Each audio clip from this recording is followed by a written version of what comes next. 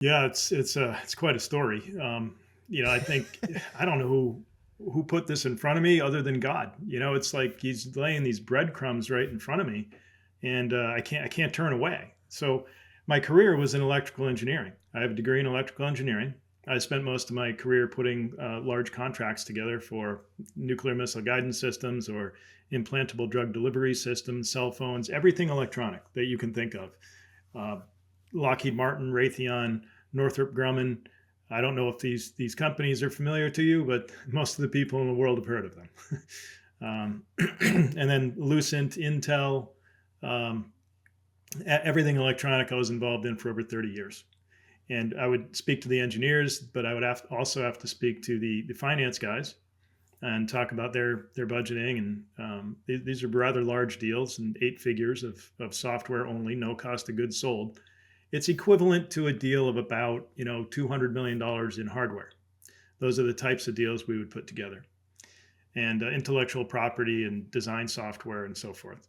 So I raised a family. I got divorced. I got my kids. I had 3 boys, and yeah, the COVID story isn't that good because my son bought a motorcycle at 20 years old, and 27 days later he was gone. So I sat on the couch for a couple of years, and then COVID came, and it came for our kids. They started changing rules about kids in school, and I had 2 other boys that were, finishing up school, and it wasn't fair to them. All the things that were being done with COVID, and my middle son said, "Yeah, it's all BS." And I'm like, "Well, you got to take it seriously. It's you got to do the right thing for society." But in the back of my mind, I thought he was right. And so I looked into the CDC data and I found an anomaly where the numbers were not adding up among flu and pneumonia. And then flu and pneumonia, kind of like in engineering, we call it a parity bit or a parity check. Um, there's the numbers should add up, right? They didn't add up. So I wrote to the keeper of the record at the CDC. There's an email with every file that they have online. So I emailed them. I said, "Hey, you have an issue with your file here. The numbers aren't adding up, and it's the 2014 through 2018 file. That's the historical data that I was comparing to the 2020 COVID that was going on purportedly in March and April, and then May. And this was around April that I emailed. He didn't respond, and I knew it was a he because of the name on the email. But what happened was the file went down. They took it off the website. And then the file came back 36 hours later and the mistake was gone. But they didn't Mm. change their way of doing the math. They changed the data. And that was a red flag for me because you can't just change historical data to meet whatever narrative you're trying to push with regard to flu, pneumonia, and how it adds up to respiratory diseases. And then compare that Mm. to what was going on in 2020 with they added a column, and the column was COVID. So it was COVID, pneumonia, and flu. And the three of them, well, that's where the problem arose in the 2014 through 2018.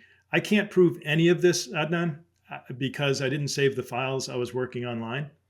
But you asked what caused me to get into it. And this is what Mm. caused me to get into it because I know what they did and I can't prove it to other people out there. But I started writing papers and looking up data, and it just, the narrative wasn't there. And I can tell you now what was happening in Massachusetts. So I'm in Massachusetts. It's part of New England, 6 states of New Yeah. England in the northeast corner of the United States. And the world needs to know that Massachusetts, New Jersey, and New York drove the COVID fear pandemic worldwide. Now, Right. I'm in Massachusetts, so it's kind of like, you're only saying that because you're in Massachusetts. Well, no, I'm saying it because it's true and I can prove it. And are you ready for the numbers? Because they come fast and hard. Uh, Massachusetts, you ready? Yeah. Go for it. There's over 600 companies in the pharma ecosystem. Okay, pharmaceutical companies and all the companies that feed into it. In Massachusetts alone, 600 companies, $47 billion in venture capital financing. There are 50 companies in Massachusetts in the pharmaceutical industry with over $100 million a year in revenue. There are 10 companies in Massachusetts with over $1 billion a year in revenue. Moderna's headquarters, R&D, is in Massachusetts. Pfizer's divisional headquarters for the mRNA vaccine is in Massachusetts. The CDC director, Rochelle Walensky, was from Massachusetts. My congressman, so we have the House and the Senate. So the guy that's in my district in the House of Representatives of the United States is Jake Auchincloss. His father is Hugh Auchincloss. Hugh Auchincloss was Fauci's, everybody knows Tony Fauci, Anthony Fauci's name. His number two guy for like decades was Hugh Auchincloss. Everything is to do with Massachusetts. And then in New York, you have Wall Street with BlackRock and so forth, and the executives live in northern New Jersey. And so the three states, or the three sovereigns in the world with the most to gain, were New York, New Jersey, and Massachusetts. And I tracked every month on the 27th of every month in 2020 and then in 2021 up to about July. How many people did the states and every nation in the world, as long as they had 3 million population? I didn't look below 3 million, wasn't even worth it, right? Because small states have aberrations of deaths and you could have a spike very easily. So I looked at populations of 3 million or more, every nation in the world and every United States state, and I ranked them. And after the first wave, on July 27, 2020, New York, New Jersey, Massachusetts, Belgium was a distant fourth. Massachusetts was 50% more than Belgium. That's how much New York, New Jersey, and Massachusetts was running away from the world in purported COVID deaths. We blew the world away. And so whenever somebody in New Zealand or Australia or Botswana was looking at the United States and they think, oh, wow, there's a lot of COVID deaths in the United States. Look what's happening there. We should be scared. They were really looking at New York, New Jersey, and Massachusetts. And it turns out that there's a lot of fraud.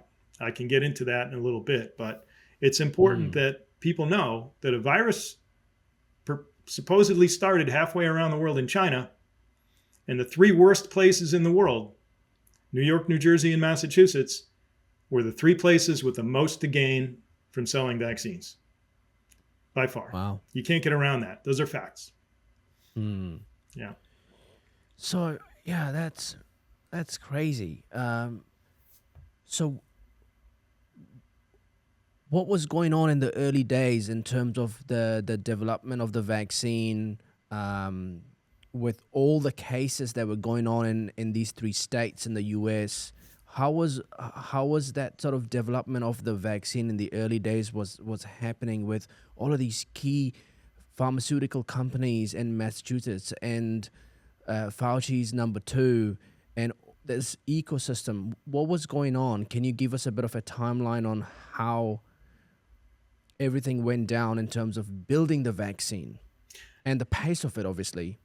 Yeah, honestly, I don't get into the inner workings of Moderna or Pfizer. I know that my son's friend is a welder, a pipe fitter, and they started building a building in that year. I mean, they knew ahead of time that they were going to be selling a lot of something, and it didn't make any sense. But now it makes sense.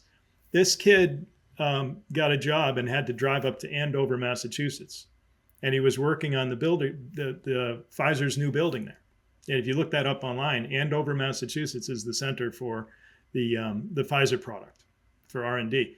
He said, oh, we're doing all this weird stuff where we're building these rooms that have to be, basically he's talking about clean rooms and certain safety levels in laboratories.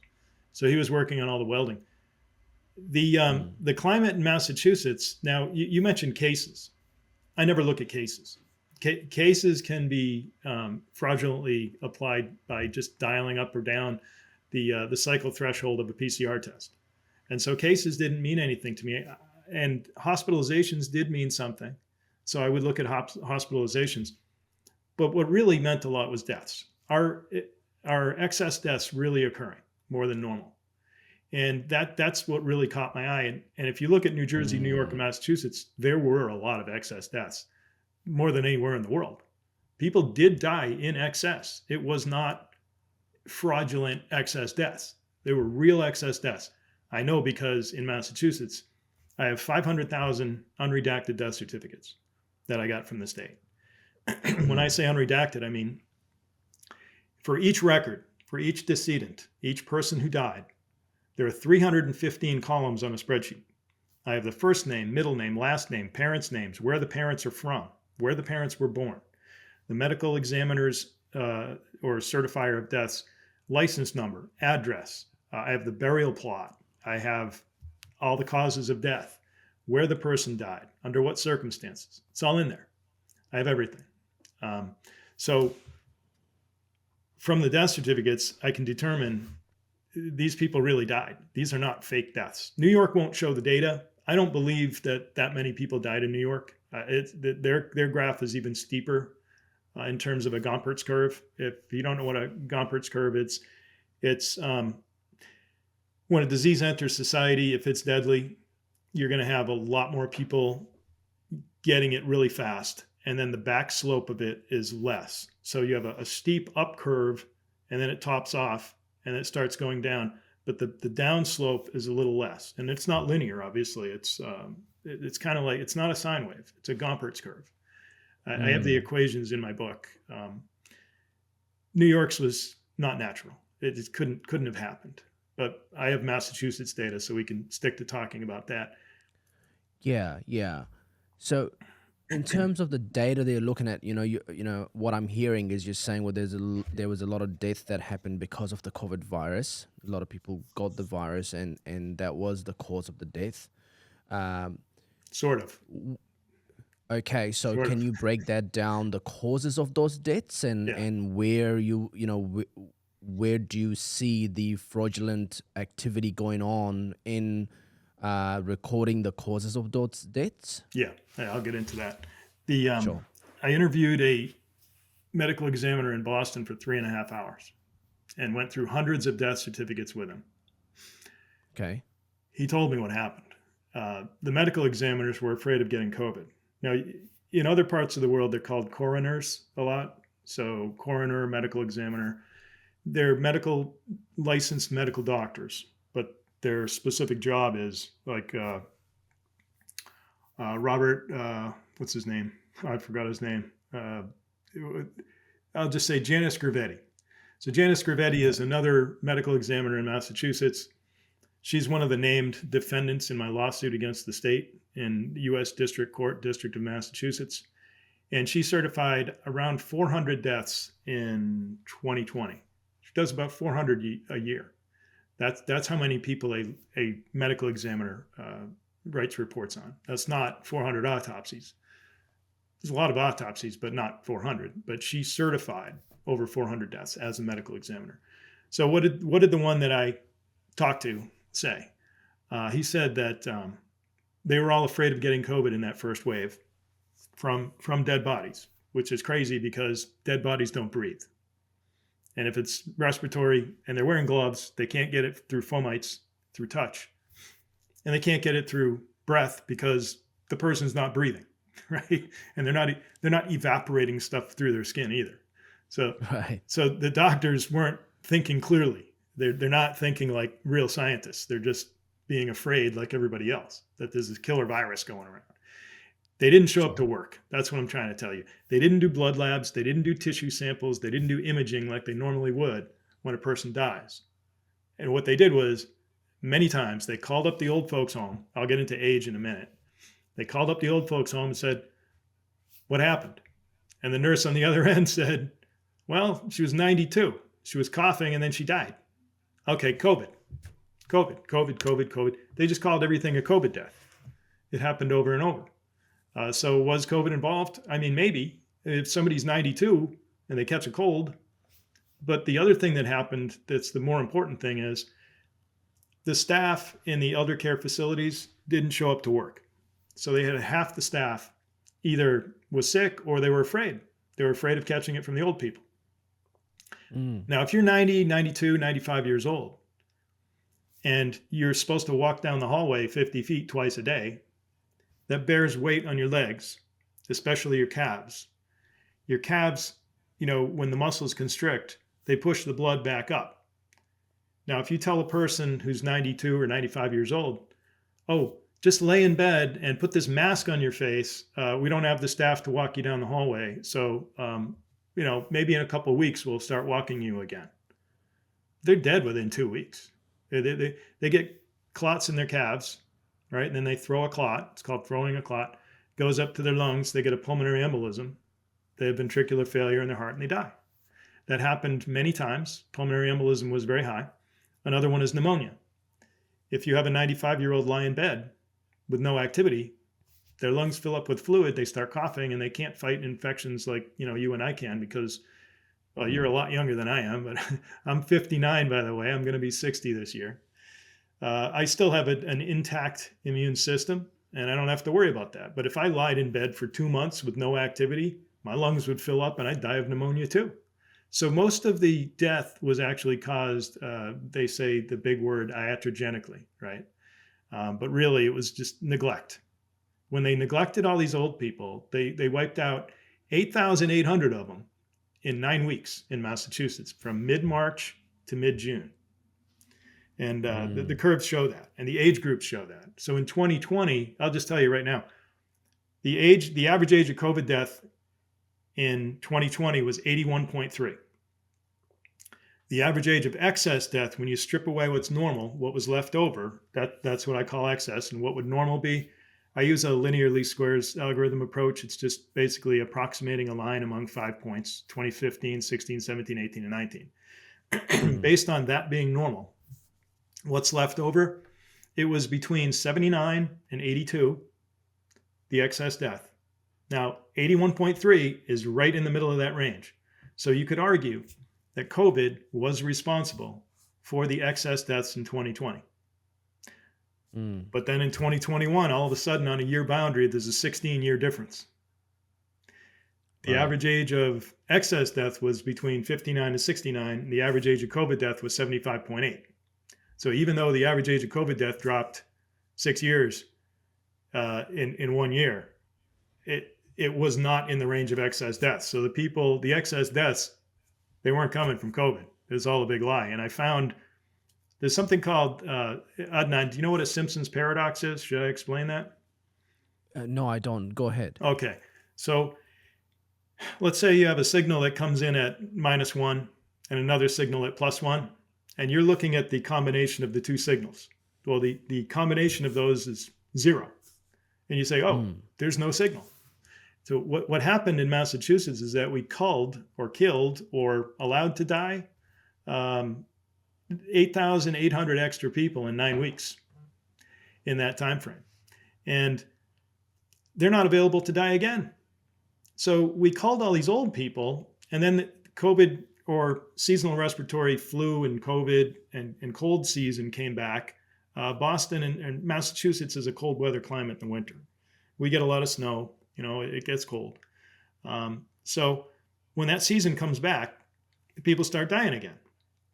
And it appeared as though it went to normal as that winter wore through. We had some excess deaths, and you say, oh, that's COVID. A lot more people are dying from COVID. But when I looked at the causes of death individually, and I looked at circulatory and blood causes and pneumonia and COVID and all cause, what really happened was there was a deficit of people over 80 years old. So more of them should have been dying, but they weren't available to die because they were taken out. 8,800 of them were taken out earlier in 2020. So the group who would otherwise die have already died a little bit earlier. And that deficit from the plus 80s was filled in by excess of the 65 to 79. And of the 65s to 79s who otherwise would not have died, they were dying more in 2021 in the early, January, February, March 21.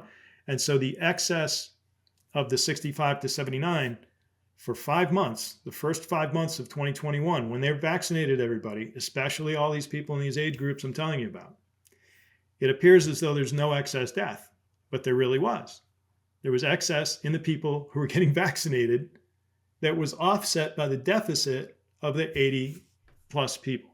So does that make sense? It's kind of sometimes difficult to explain this, but you have to look beyond the 65 plus group. A lot of the researchers in the world, they use 65 plus as a demarcation, right? And if they do Mm, that, they're creating a Simpson's paradox in the data where the deficit from one is canceling out the excess from the other, the one being over 80 and the other being 65 to 79. So if you mm, don't look at all these age groups and try to figure out where the differences are at the margins, where the changes occur over time, you're not going to find the right signals. And that's what's happened with many of the researchers around the world. And so I created a system in the data that I have. It started out as 30 linked spreadsheets that call each other with all kinds of formula. I looked at almost every cause of death. And I told you about the what I call the age spectrum profile of death changed on a year boundary when they started vaccinating. Substantially changed from 2020, right. the year of COVID, to 2021, the year of the vaccine. Now I can tell Mm. you about the symptom spectrum profile. Is it okay to talk about that now? Yeah, yeah, yeah. I guess just to summarize, what I'm picking up from you is there's been the causes of deaths recorded in 2020, the deficits because of neglect of the 85 plus group, okay? And then you're looking at the data from the standard of 65 plus age group, and then you're comparing the excess of deaths in 2021 when vaccine was rolled out. Yes. Yeah. And so I think that's important to kind of just sum up and and I guess reinforce and discuss what I'm really interested in getting into and understanding is um, in terms of the records of the deaths, what was caused by the COVID itself, which was creating and what was not caused by COVID, let's say 2020, and how was that informing the public through news and the narratives and misinformation and I guess voluntary and involuntary fraudulent activity that's going on in terms of recording these data and then informing the public and then everybody making decisions based on that with lockdowns and how serious this virus is. That's one piece, and then the second piece is vaccine rollout and how that shifts the data around the cause of deaths and vaccine injury as a result. So yeah, just wanted to summarize that piece there, You've got it all. and and Yeah. and then just build on that. Yeah. You've got it all. And I've got the data to prove what you just Sure. said. So we can still talk about 2020 for now. In looking at 2020 and death certificates, many of them are blunt force trauma to the head, blunt force trauma to the torso. They tested the dead bodies for COVID. It says in the setting of SARS-CoV-2 positivity or a SARS-CoV-2 positive test or a positive PCR test. What's written on death certificates are English words. I'll get into the codes in a little bit and explain where they come from. But the causes that are written, let's say I mentioned Janice Gravetti, right? So let's see, as of the end of 22, she had certified 21 COVID deaths. 19 of them had nothing to do with respiratory. Nothing. Some of them just said Right. COVID and no other cause of death. How do you die from COVID with no pneumonia, nothing, no heart attack, nothing? That's fraud in itself, right? You can't just write COVID. Um, Four of them, I believe, were acute fentanyl intoxication. So there were drug overdoses. There were blunt force trauma to the head and blunt force trauma to the torso, as there were with Robert Welton. Robert Welton is another named, he's the other name I couldn't remember before. Another named defendant, Michelle Matthews. So I sued the governor of Massachusetts, the public health commissioner, the chief medical examiner, and four individual medical examiners, basically for fraud on public records. I won't get into the whole standing and the laws that I used. It was dismissed, Sure. of course, on standing, but that's another fight that we have in the United States where they've taken our right to be able to sue people. It's another fight on my docket. I'm now on appeal at the First Circuit Court of Appeals, and that's just below the Supreme Court of the United States. But getting back to the fraud that's easily evinced through these death certificates, you have car accidents, you have old people falling down the stairs, these blunt force trauma deaths. They've had nothing to do with COVID. Oh well, maybe Yeah, they. there were. Go ahead. Sorry. Yeah, no, you're right. I recall stories in 2020 where people were being hit by cars or a bus. I remember the story of a man being hit by a bus, and then his death was recorded as COVID death because he had COVID. Now, I think the question, I think the debate at that time was he was hit by the bus. He could have recovered, but because he had COVID, that would made it difficult for him to recover. So that was a COVID death. Excuse me.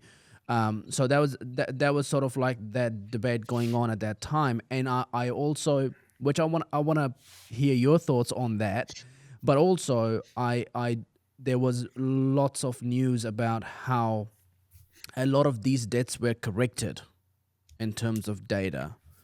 And I'd like to ask you to, in your response, if you can sort of also talk about the fraudulent behavior of these data sets, but also the how much correcting did they do to kind of redo these debts?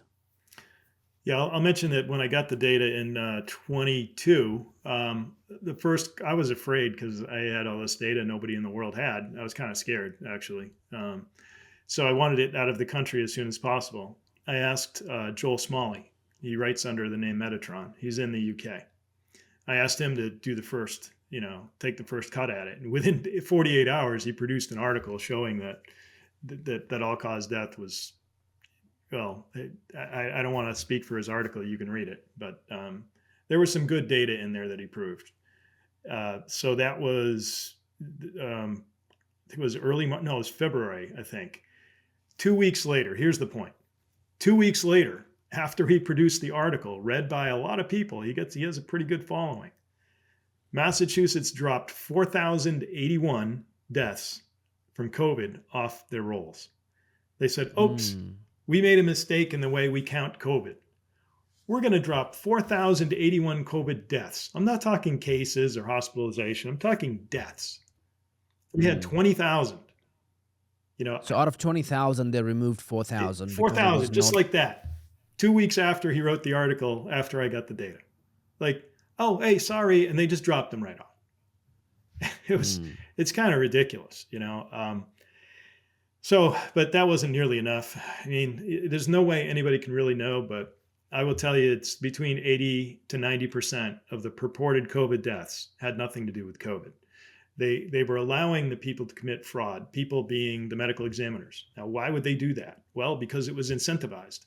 The CARES Act pays money not only to hospitals and doctors to write COVID on a diagnosis, but also it pays the family $9,000 if somebody dies from COVID. So if you have a child Right. who died from cancer and you were, financing your house to pay for your child's cancer bills, and that the child dies, you get nothing. But if a kid gets in a motorcycle accident and they test his body for COVID, that family gets $9,000. It makes no sense logically, other than it's a behavior modification of the people writing the hospitals, the doctors. They want to add COVID to help out the family. They're doing the right thing. Oh, they're doing the nice thing for the family. They're doing the nice thing for the hospital to get them more money. When the Yeah. reality is it's all fraud that drove fear and panic through increasing and inflating the numbers of deaths. It's very simple. And it's just human behavior. If you subsidize something, you will get more of it. Walter E. Williams was a brilliant economist out of George Mason University. He said Right. that. I believe Thomas Sowell probably also said it, and Milton Friedman. These are all well-known economists. They know that when you subsidize something, you get more of it. And if you subsidize COVID being put on a death certificate, you will get COVID put on more death certificates. If you subsidize ventilators being used, you will have more people put on a ventilator. Now, I did talk to another doctor early in, this was probably end of 2020 when I first talked to him, and he said he left the state. He was done working in Massachusetts because he didn't want to kill people. He said, "Well, this is crazy what we're doing for COVID. We're putting people on ventilators who don't have a problem with their oxygen levels." Now, ventilators have like 84 or 86% death rate. You go on a ventilator, your chance of getting off it is 14%. So it's 86% kill rate. He said that, Yeah, there was a lot of information about how people were dying because of the ventilators. yes, and they still do it. Yeah. They still do it to this day because it's incentivized by money from the CARES Act, which is a behavior modification. So the 86% kill rate. Yeah, this doctor said that they had a patient come in at 40 years old with 95% oxygen, and they wanted to put him on a ventilator. The hospital administrators told the doctors, we, the staff, the doctors, the nurses, the administrators, we in the hospital are all going to die from these patients from COVID. They're all going to kill us unless we put them on a ventilator. Now, why would they say that? A ventilator contains the aerosols to the patient. It's a closed system. If you put somebody on a CPAP, their breath goes into the air, into the hospital room. So they were taking care of themselves, making sure they didn't get COVID because COVID was so deadly. But it wasn't really so deadly because people were dying because they put them on ventilators and they didn't take care of them in old folks' homes. This happened. This is real. And so he was disgusted, and he moved out of state because they're ventilating people with 95% oxygen. And now, wow, I know that that's still happening because I have two publications. One, my book came out a week and a half ago, but the CDC memorandum is 172 enumerated paragraphs in about 140 pages. And then there's another 155 pages of 400 graphs of various causes of death. And as a 316-page document, that was served to the directors of the CDC, NIH, and FDA. And within those 172 enumerated paragraphs of factual allegations, you have a number of cases where I looked through, people gave me their medical reports of their family members who died. One of them is 4,000 pages, another is 6,000 pages, and there's one that's 12,000 pages. Excuse me. So within those reports, I would look for things like remdesivir, midazolam, lorazepam, propofol, dexmedetomidine, and I found leading up to events, like what was the event that caused the hospital to put somebody on remdesivir? It was just a positive test. I have a 28-year-old woman whose mother brought her in, and she had a positive test for COVID. She was 95% oxygen. Her heart rate was around 57, 58 beats per minute. Her breathing was 15 breaths per minute. Her temperature was, we still use English here, I don't know about you guys, but it was 97.9. So basically 36 point something degrees, right? Celsius. It was normal. Everything was normal. But remdesivir is extremely incentivized, not because it's $400 a dose. That's nothing. If somebody goes on remdesivir, they have to stay at the hospital for 5 days. They get 200 milligrams the first day and then 100, 100, 100, 100 milligrams. That's 5 days. 5 days in the hospital is tens of thousands of dollars. If they end up in the ICU, the intensive care unit, that could be millions of dollars. Let's say it's $1 million. On November 2nd, 2020, the United States had a law kick in on cms.gov, the NCTAP program. You can look all this up. On November 2nd, 2020, 20% adder to use remdesivir or baricitinib. Now, if you use remdesivir,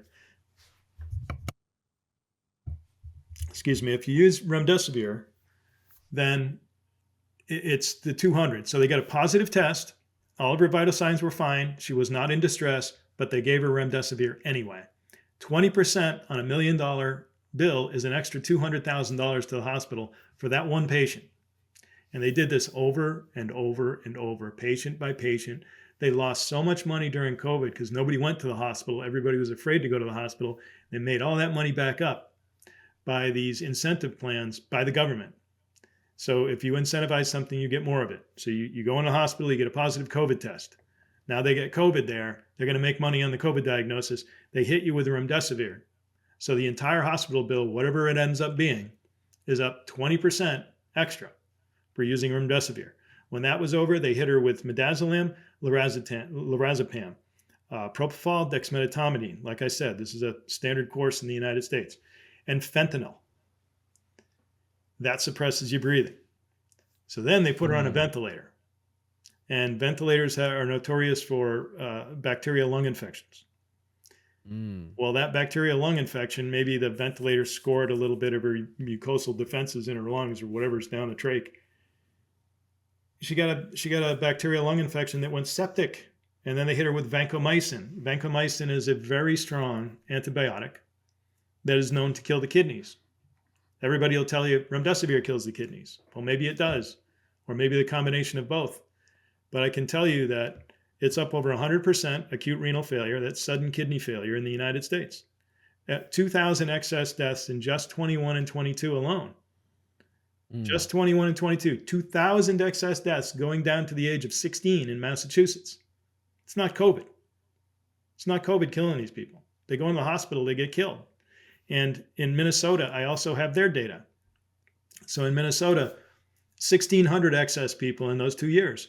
What that extrapolates to is 150,000 excess deaths in the last 3 years from acute renal failure alone. It's the biggest health emergency in the history of the United States since the 1918, 1919 Spanish flu. And yet nobody's talking Mm. about it. Government's not talking about it. It's in the data. I've proven it. I show it all over the place in graphs, and it's caused by man. It's not caused by a virus. You go in with a virus, Mm. but you get killed by the drug protocols from the government that is put Yeah. out by the NIAID and NIH from the central authority.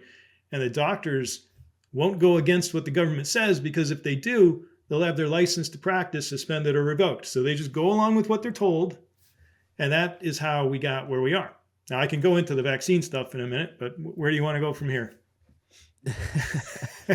uh, Pre-vaccine, how many deaths do you think, like give me a percentage, how many deaths were caused by man because of mismanagement versus to the virus itself?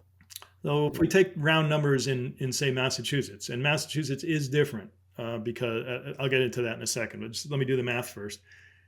Out of the 10,000, not even 1,000 that year, maybe it could be 1,500, could be 800. So I would say probably 10, like I said before, 10 to 20%. That's being generous. It's more toward the 10%. And I can say that only because I've been through, thousands and thousands of death certificates, and I'm really the only one who's done this type of analysis, other than my friend Aaron in New York, who does a lot of the same stuff I do. Okay, so you're saying out of 10,000 deaths, there's about 800 to 1,500 that were caused by the mismanagement. No, caused by COVID. The mismanagement was like 9,000 out of the 10,000. Yeah, Wow. yeah, yeah. Now that these people, most of them were due to die anyway.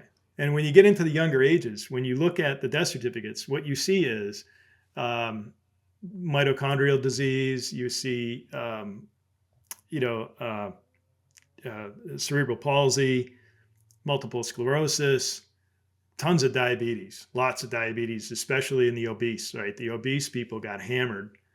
Um, but yeah, they call them comorbidities, right? Like, I don't like Yeah. the term comorbidities. Tell me what it is. I want to know what comorbidities. Is it the people who have diabetes, or the people who have thyroid problems, or the people who Mm. have genetic disorders? It turns out it's a lot of those, all of the ones that I said. Yeah. But the word comorbidities is too generic. I Yeah. want to know, so I look into things. So in the state, there were only 10,000 deaths in 2020 from COVID. Is that the total Massachusetts. I'm number? just talking Yeah. Massachusetts. Yeah. So there Just was only Massachusetts. 10,000. 10,000 deaths. I think it was around, by the end of 2020, I can't remember. I thought it was between 10 and 12,000. And then they were up Okay. to 20,000 by the end of 21. So another Okay. another group. So 2020, 10,000 deaths, and most of them, let's say 9,000 or 8,000 of those were caused by the mismanagement, not the virus itself. Correct. Yeah. Wow. Yeah. And there's no way to Wow. prove that, because you would have to go to each record. You'd have to put every medical examiner under deposition, under oath. And you'd have to go through all these records with a fine tooth comb. It's never going to happen. So basically, and it's not just my word, because I have the data to back up what I'm saying. And I look Mm. at data from levels of hierarchy, where all cause gives you no information other than a person died or didn't die. That's the highest level of abstraction in the hierarchy. Uh, low detail, big numbers, all the way down to an individual death record, where I can read that a person, for an example, a woman like 52 years old, she died from head trauma. Okay, where? Oh, it was in the parking lot. This is in the death record. Okay, she fell and hit her head in the parking lot. Why would she fall and hit her head going to her car after work in the parking lot? Well, it turns out she had a pulmonary embolism. Oh, well, that's interesting. When was she vaccinated? Oh, a couple of days before. And what do these vaccinations cause? They cause pulmonary emboli. So she gets the shot, a couple of days later has a pulmonary embolism, isn't feeling well, starts walking to her car, passes out, falls down, hits her head, and the cause of death is head trauma. And these are individual records you will never find unless you go down into the hierarchy of detail. And that's not the lowest level of hierarchy. The lowest level Mm. is, give me the 12,000 page medical report. I want to know that person's vital signs every hour that they're monitored in the hospital. I want to know their daily blood tests. That's where you get the highest level of detail in the lowest level of hierarchy, right? So Yeah. as I look through individuals and I go up through the hierarchy all the way through causes and ages of death and all the way to all cause, I have now made an evidentiary finding from the highest level of all cause that I tie down to, okay, what's up? Post-hemorrhagic anemia is way up, thrombocytopenia, pulmonary embolism, stroke, everything to do with clotting and bleeding. So I was able to determine that, and I guess this might be a good time to say that everything changed on a year boundary, Adnan. I mean, it's like diseases don't change how they kill you, when they kill you, and whom they kill on a year boundary. Only man can do that. And so 2020 was a year of excess respiratory deaths. Pneumonia was up, COPD was up, ARDS. These are all respiratory. Those were all higher in 2020. And all of a sudden in 21, when you start vaccinating everybody, what is a greater increase relatively to all others? It's everything to do with the blood. Your cardiac arrest, cardiac arrhythmia. So cardiac arrest in Massachusetts alone was over 3,000 excess deaths in 2021, more than normal. Pulmonary embolism was 500 excess deaths in one state. We're 7 million people. We're about 38% bigger than New Zealand in terms of population in a small space of Massachusetts. But the cardiac arrhythmia, athletes dropping on the field, kids dying in their sleep, and then a bunch of old people too. I mean, it's all ages, but we notice and hear about the younger people, and many of those are cardiac arrhythmia. What is causing the PQRST signals of the heart? If anybody knows what I mean, when you look at a heart monitor, it's not just up and down, right? There's a little Yeah. bump that sets off a down and then a big bump and then down and then back to normal and then a little bump. And that's PQRST. So Yeah. you've heard of, you may have heard of long QT syndrome. You've heard of Mm-hmm. ST segment delay, ST segment elongation. Um, Mm. a STEMI or an NSTEMI is an ST elongated myocardial infarction, which is a heart attack.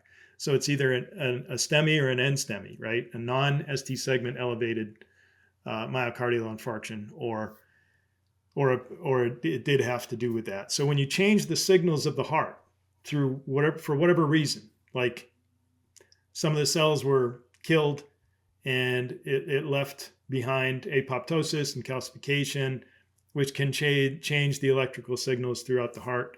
And if you have a delay, then your heart's saying, the signal is saying, okay, contract. And it's like, oh, you run into another signal from the other cycle that says, no, expand. And the heart's like, well, do I expand or contract? So the heart starts fibrillating and you're dying. You're dead, right? Your heart just like, I don't know what to do. And that happened. And that's in the data. So yeah, the 2021 was a year of blood causes, thrombocytopenia. You can't clot, not enough platelets. Yeah. The immune mechanism, so that's where your white cells are made, has to do with the blood. So your lymph and your marrow are dysregulated. So you're producing, after the vaccine, you're producing either the wrong kind of white cells. And some of these tests and say, oh, your antibodies are up because you got vaccinated, and that's a good thing. It's like, I don't need those antibodies. I need different ones. And you're not allowing me to produce those because you dysregulated my immune system with this shot. You took over the production of white cells that are going to heal me in the presence of a pathogen. And, for doctors to not understand these simple things, it's kind of shocking. But doctors these days are just kind of all just follow each other. They just do what they're told. They might as well be robots. So, yeah, that's a fair point. So just quickly before we move to 2021 and vaccines and looking into the excess deaths and injuries because of that, I know your data is, focused on the state of Massachusetts, but, we're having hundreds and thousands of deaths in the United States, all around the United States. Have you looked into or had conversations with other people around how much of the total deaths in the United States in 2020 were caused by the mismanagement versus the virus? Yeah, it's really difficult to tell. So I do have Minnesota's death certificates as well. And I can tell you, even though they're a northern climate state as well, they did not have a large first wave like Massachusetts. Massachusetts was well informed as to how the money would flow, very connected through all the corporations that we have around pharma. Everything was set up. Now, Minnesota's first wave, I'll just say, let's talk relative difference between first and second wave. First wave being in the spring of 2020, and the second wave being in the winter of 2020 and 2021. So November across, December across to January, across the year boundary. So that was the second wave, is a normal centered on the beginning of the year, right? That's normal. It wasn't normal to have a wave that came in March and April and May. And that happened in Massachusetts and it happened in Minnesota. Massachusetts' second wave is less than half of its first wave. Minnesota's second wave is greater than double its first wave. Now, COVID was going around within their society. It was there. They had people dying in the spring of 2020. It's not to say it wasn't there. They didn't get, they got it later than Massachusetts. There are many excuses people on the street use. They don't know the data. They're trying to make excuses as to what's happening. But that's not what happened.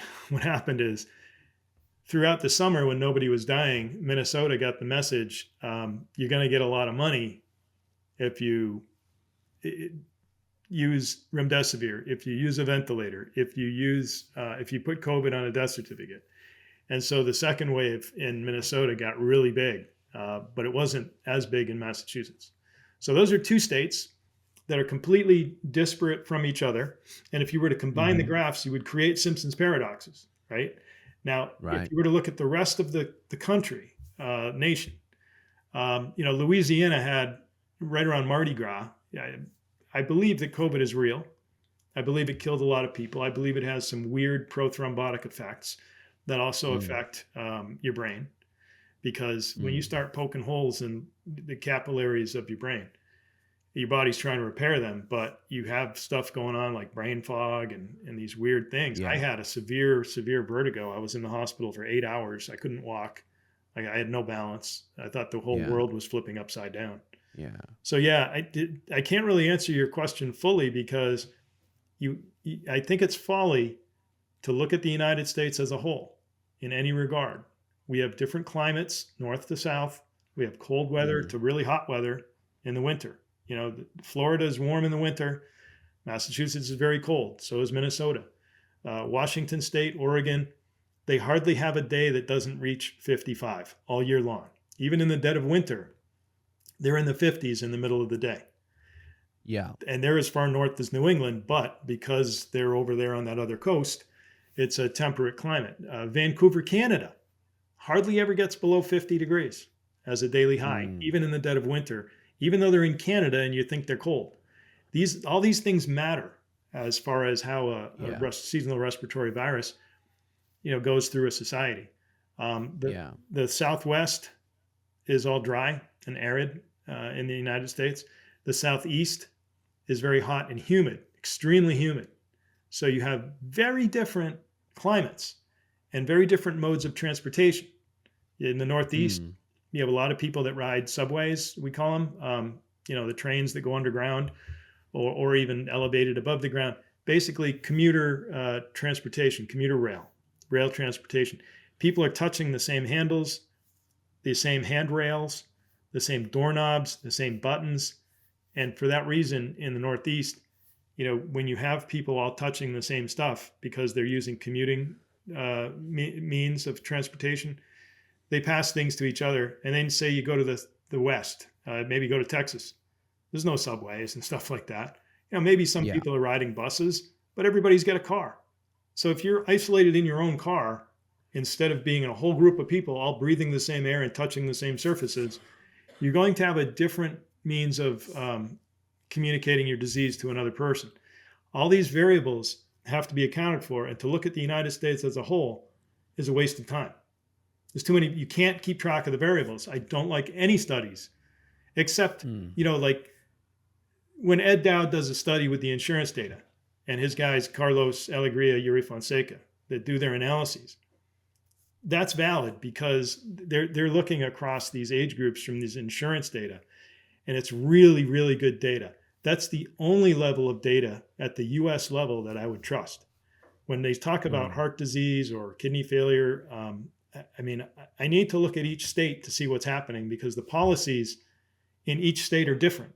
We're not the United States. We're a federal republic of individual sovereigns. And people around the world don't understand this. Yeah. Yeah.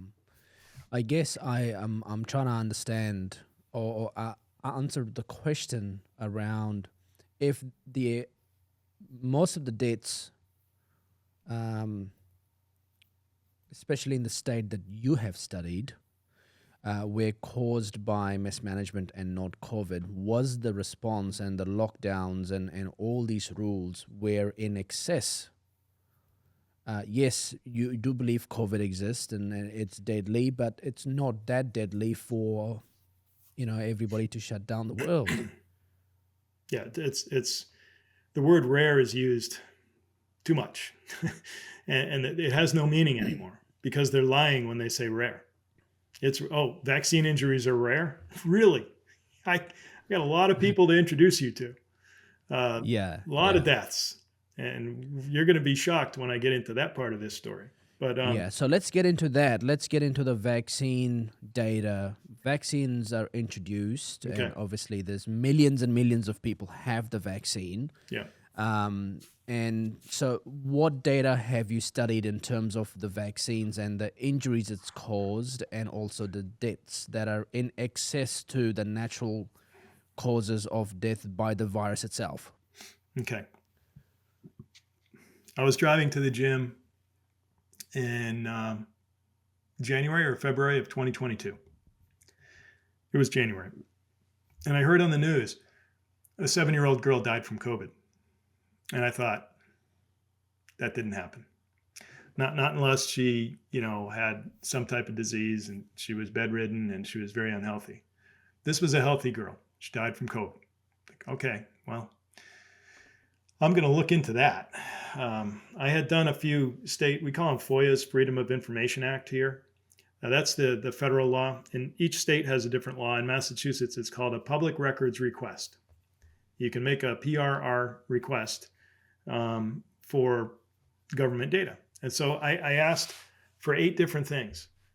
And I spread them around to other people, because if the state found out it was all coming from me, they just would have thrown them all in the trash heap. So I had 8 different public records requests come from 8 different people, and 7 were denied, and 1 came through. And the one that came through is all the death certificates in Massachusetts from 2015 through, at that time, it was like February of 2022. I think I asked for them in March. Wow. I got, back then it was 420,000 death certificates. 420,000. Wow. And first thing I did is look up Cassidy. And the chapter 1 of my book is Cassidy. It's called Cassidy. I won't say her last name, but everybody knows it. I've said it many times. She was 7 years old. Her death certificate does say that she died from COVID. On a death certificate is part 1 and part 2. This is pretty much all around the world uses this format. Part 1 is cause A, cause B, cause C, and cause D. The last one listed is supposed to be the root cause of death that caused the causal chain of events to occur, with the first one being the last thing that happened before death. It's called the immediate cause. That would be A. Now, if there's nothing more than A, then A is both the immediate cause and what the CDC calls the underlying cause of death, the UCOD. I call it the root cause of death because it makes more sense. And it's better to communicate the root cause than to say underlying cause, because people get confused. Oh, what do you mean underlying cause? Oh, it had something to do with the death. No. When they say UCOD, they mean that's the thing that caused the causal chain of events. So if you were to you get COVID, right? And then you get pneumonia, and then pneumonia is really bad and you have cardiac arrest and you die. It'll be coded as cardiac arrest, the last thing that happened before death. Pneumonia would be B. That would be A. And so let me back up. Cardiac arrest is A, pneumonia is B, and COVID is C. There's nothing else left. So they're saying that the COVID caused pneumonia that caused the cardiac arrest. That's where causes of death go in part 1 of the death certificate. Part 2 is for contributing conditions.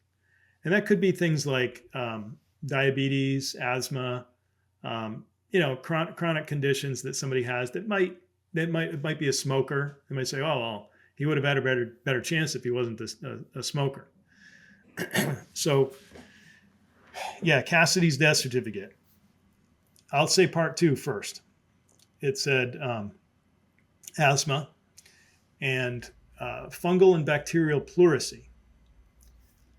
Why'd she have fungal and bacterial pleurisy? Well, I can tell you that she was wearing a mask for 5 days a week, 6 hours a day in school. That'll do it. That'll do it. So the best way to describe a mask is, everybody maybe, I don't know about everybody there, but everybody takes biology in school here. And you do these little experiments where you try to grow things in a petri dish. And you need a warm, moist environment to generally grow things like bacteria or fungi.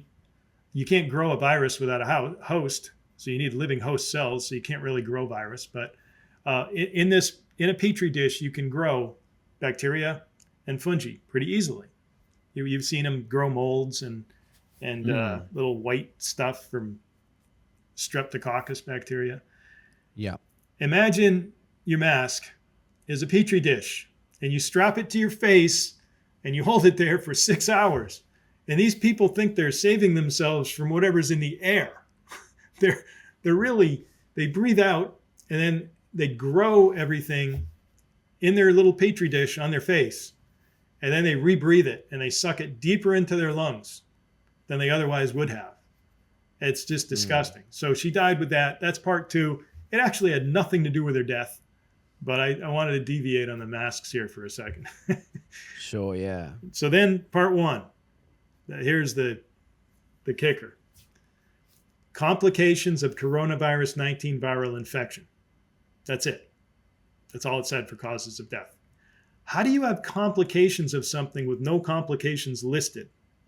What are you trying to hide from me? What were the complications that killed this little girl at 7 years old? And then I looked up, it was Michelle Matthews was the medical examiner. She's another named defendant in my case. She wrote that 22 times on 22 different death certificates. Complications of coronavirus 19 viral infection. She's the only person of all the medical examiners who use that phraseology, use that prose, those words. It doesn't even have any meaning to me. But then I looked in VAERS.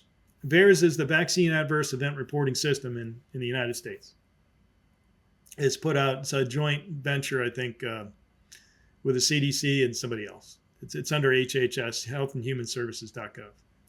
So what did I do? I looked for 7-year-old female, Massachusetts, January 2022, because Cassidy died on January 18. And what did I find? I found 4 girls, 7 years old. A couple of them were late in 2 or 3 months later. One of them had an onset of symptoms that was like 2 or 3 months earlier. So it didn't match. There was only one of all those that matched, and that was Cassidy. So, I mean, that was the VAERS report of this 7-year-old girl. So for the one that matched Cassidy, here's what it said. Prior vaccine, began vomiting in 5 minutes and vomited for 8 to 10 hours. After that is what the report is about, the second vaccine. And for the second vaccine, the report was made on January 15 for a girl who was injected, 7-year-old female, Massachusetts, only one that matches Cassidy's death certificate, injected on January 13. So injected on January 13 with her second vaccine, severe abdominal pain, 103-degree fever, didn't have a bowel movement for 3 days, January 13, 14, 15. The report is made on the 15th of January. The report ends. The way VAERS works is if somebody dies, you can't update the report. The report's done. That's it. And it's kind of stupid not to update a report when a child dies or anybody dies. But that's it. So you have injected on January 13. Immediately, severe abdominal pain, 103-degree fever, didn't have a bowel movement for 3 days.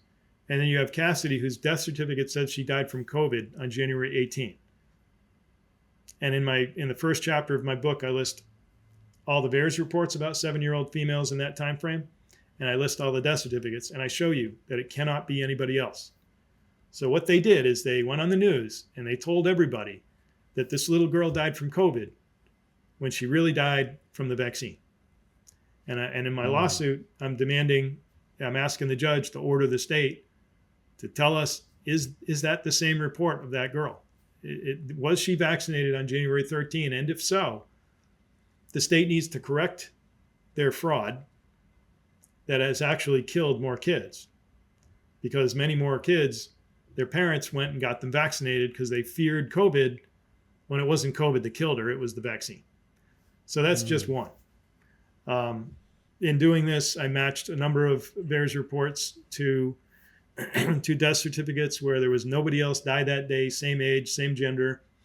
And Exhibit F in my case is 123 pages of documented fraudulent activity by the state of Massachusetts. One of them was reacted in 5 minutes, died before he left the clinic, had a heart attack. So he gets injected and he has a heart attack before he gets out the door of the pharmacy that gave him the injection. His record was not listed as a COVID death in terms of the ICD-10 codes. There's another guy, it says, died of cardiac arrhythmia, recent vaccination on date of death. I think that's pretty recent. Same date, right? Dies on the same day that he got his vaccination. It says it in the death certificate. Another one was cardiopulmonary arrest the day after the vaccination. One was 2 days after. Then in the Minnesota data, one was 10 hours, one was 4 hours. They all say vaccine or vaccination killed these people. Now I'm going to tell you about ICD-10 codes. So there's a code for each cause of death, and there are categories of them. Sure. And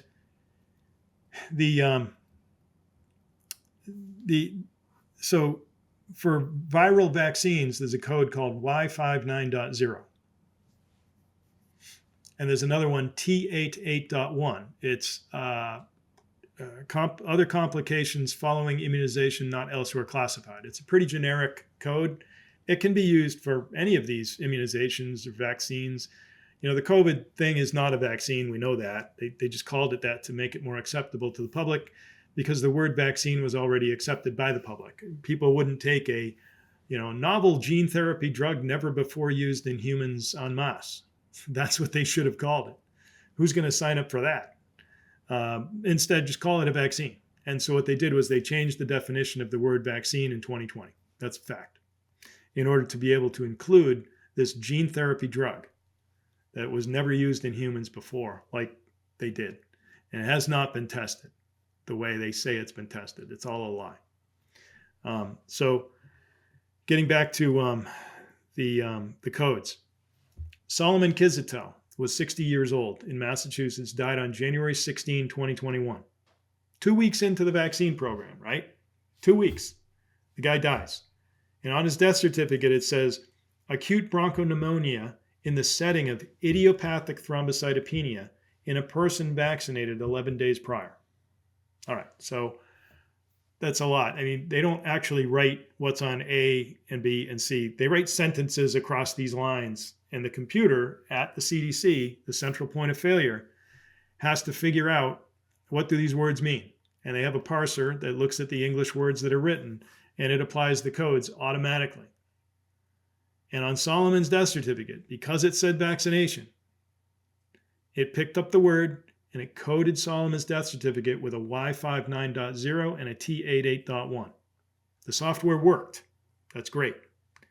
The next 8 throughout 2021 and 2022 that mentioned vaccine or vaccination as a cause of death, within 5 minutes, 10 hours, 1 day, 2 days, all from heart and bleeding, clotting related issues that we know are from the COVID vaccine, not coded. Being that it's an automatic software program, one could surmise that either somebody turned off the feature in the software, I doubt that, or they deleted those codes from the records to hide vaccine deaths from Americans and from the world. It's not just a theory, because we have Minnesota's death records as well. The first 3 that mentioned vaccine and vaccination were coded. They were coded with Y59.0, T88.1, and was it T50.9? T50.9. There's a number of codes that can be used for these vaccines.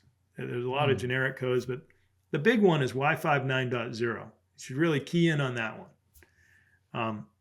And so you have the same phenomenon happening in Massachusetts. And then my friend Aaron Hertzberg in New York City wrote an article that was submitted to the Brownstone Institute, and it got published, and it was seen by millions of people. And it said something to the effect of, the CDC has been making fraudulent records by omitting the Y59.0 or viral vaccines as a cause of death, on which the death certificates clearly state that a vaccine was causal in the death. So everybody goes crazy. This guy, Greg Piper from Just the News, picks it up and writes to the CDC, take a look at this article. Do you have any comment on it that, there are allegations made that you've been hiding vaccine deaths? Kristen Nordland replies to Greg Piper, Kristen Nordland from the CDC, and she, in an express written statement via email, states, the article is incorrect. It says vaccination, and a vaccination is not a vaccine or cause of death. Does that make any sense to you? It's like, it said vaccination, not vaccine, so it can't be a cause of death. Like, what? That doesn't even make any sense. She went on to say, it doesn't say side effect of, it doesn't say adverse effect of. Why is that important? Well, it turns out that the article was written only about the Minnesota death certificates. And in the Minnesota death certificates, the 3 that I told you were coded, she basically tailored her excuse around those 3 specific, the phrases that were used on those 3 specific death certificates, and made an excuse as to why they didn't code them for the other 6 from Minnesota, being, 4 hours after vaccination, died of a heart attack. 10 hours later, minutes later. So they just basically refused to code them. What she did not know is that we also had the Massachusetts death certificates, and Solomon Kizito, his death certificate doesn't say vaccine, it says vaccination. It doesn't say side effect of, it doesn't say adverse effect of. So her excuse as to why they didn't code it is an outright lie, and it's more fraud on the people. And now I have another state that I cannot yet talk about.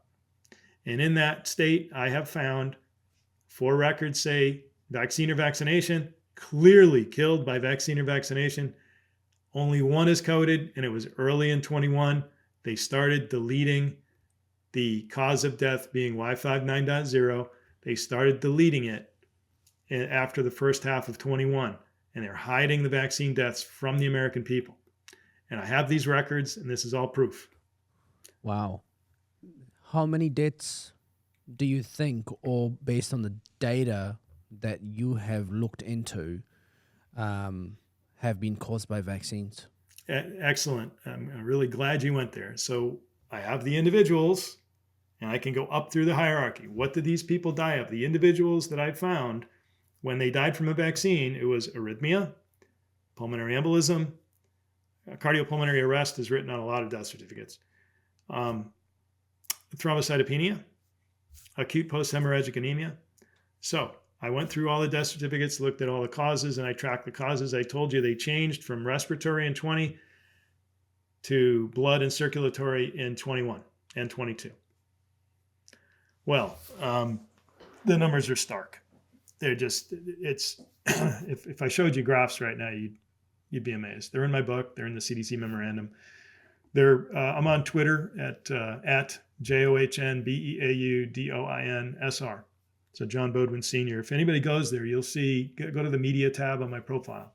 You can go down, start going down through all the graphs I've posted for the last couple of years.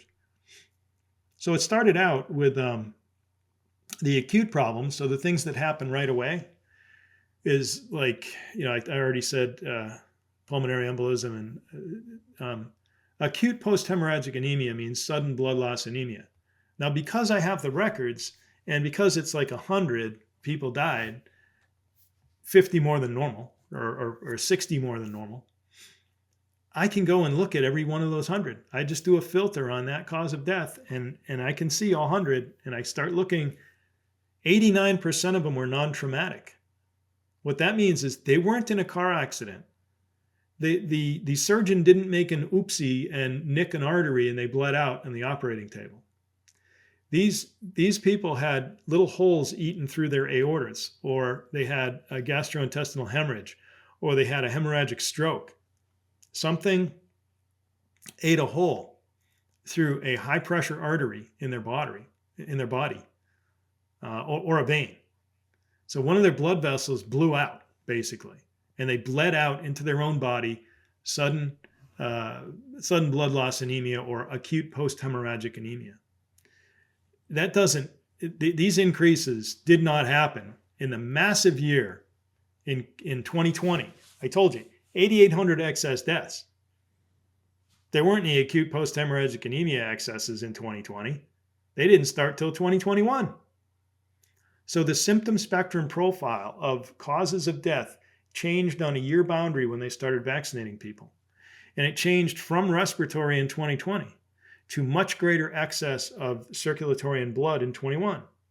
And now in 22 and 23, I'm looking at cancers, and I'm not saying death certificate analysis. I'll say that instead of saying my first name or saying I. Death certificate analysis was the first to find these cancer anomalies. And the cancer anomalies began with the marrow and the lymph. So lymph node cancer and bone marrow cancer are through the roof. In fact, in Massachusetts, it's at 400% of normal in 2023, 258% of normal in 2022. Something is dysregulating the blood, not only to have clotting and bleeding causing acute problems where people die almost immediately or within weeks or months, but with the cancers, they're dying in several months where they would have died in several years. It's going turbo. something is dysregulating the blood, which also has to do with the immune mechanism. The immune mechanism deaths, I think they're D8 codes. And then if you look at the I8, veins and lymphatic vessels, those are extremely high as well. And I don't do inferential statistical analyses. I don't look at p-values and confidence intervals. I give information that the pedestrian, the average regular person can look at the graph and say, oh my God, why are so many people dying more in 21 and 22 and 23 from these clotting and bleeding types of deaths than in 2020? That was the first year of COVID.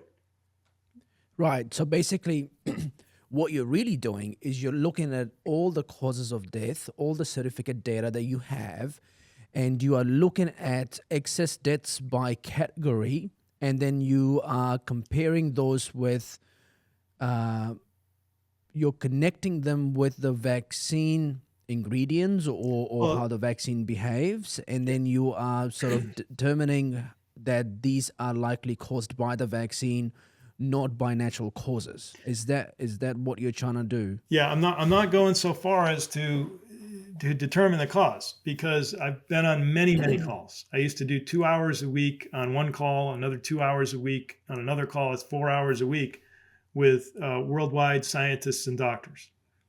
Yeah. I've been on calls with brilliant geneticists, microbiologists, and they're all theorizing as to, whether or not, first it was whether or not it's the vaccine, but now we know it is. And now it is, Mm. what is the mechanism of action of the vaccine that's causing this? And Marc Girardeau would say everything is bolus theory. Now, Marc has done some amazing work, and I believe he's right in many of these cases are bolus theory, which is a bolus is like you hit a vein with the injection, right, or an artery. It travels as a bolus, as a ball of stuff through your vein, Mm. all going together, and maybe lands. You have a higher concentration all at once. If you inject slowly, it's kind of mixing in with your blood, and you don't have a bolus injection. And what they told everybody to do in the United States, the CDC, in the Pink Book by the CDC, which was written by a couple of nurses, they said needle wiggle is uncomfortable for the patient. So when you inject, don't aspirate and inject as fast as you can.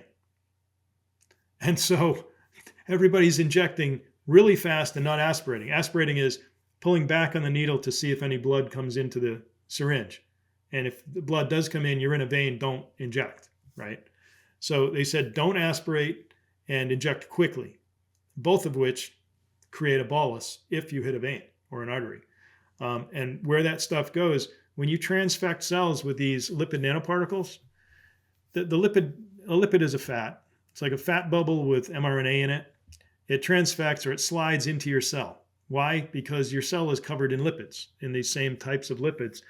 And the vaccine it's not a vaccine. The gene drug therapy is saying, let me in, I'm you.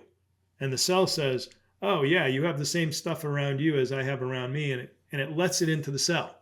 And then the shell decays inside and the mRNA is let loose, and then it does its thing in setting up shop to manufacture spike protein.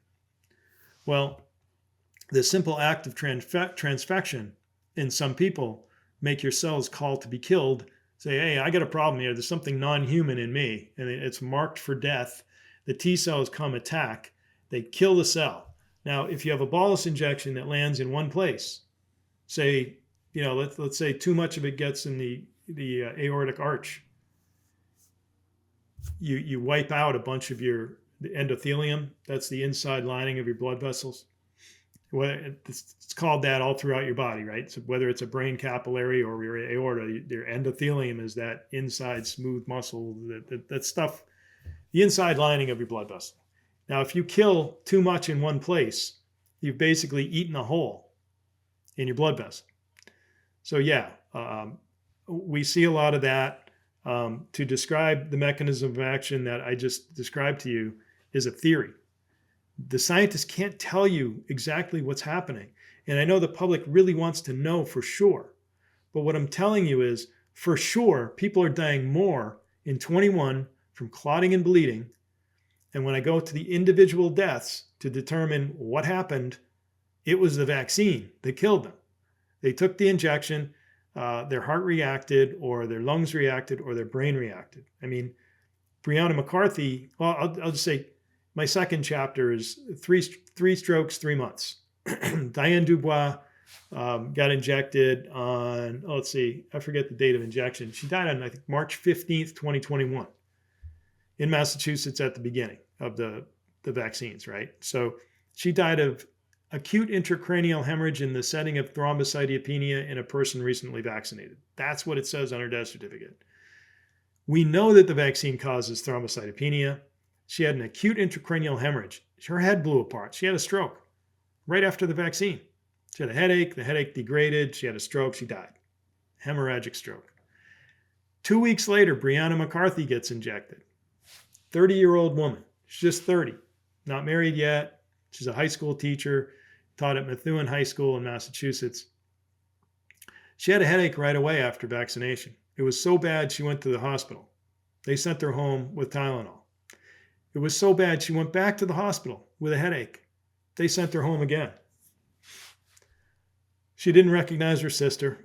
They brought her in. They cut a hole in her head to relieve the pressure. She had lesions on her brain. She had paralysis, seizure, and then a couple days later, she was no brain activity, and they took her off life support in a couple of weeks.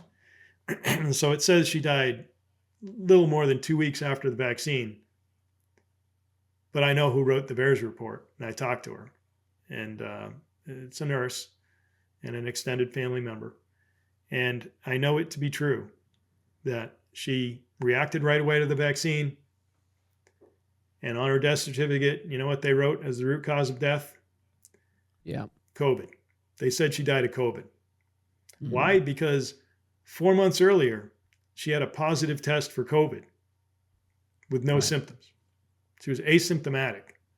And further evidence on this case, if you go to DuckDuckGo and search for the title of a neurohospitalist journal report, it's called a brief report. It's entitled Fatal Post-COVID mRNA Vaccine-Associated Cerebral Ischemia. What that means is the vaccine killed her by stroke.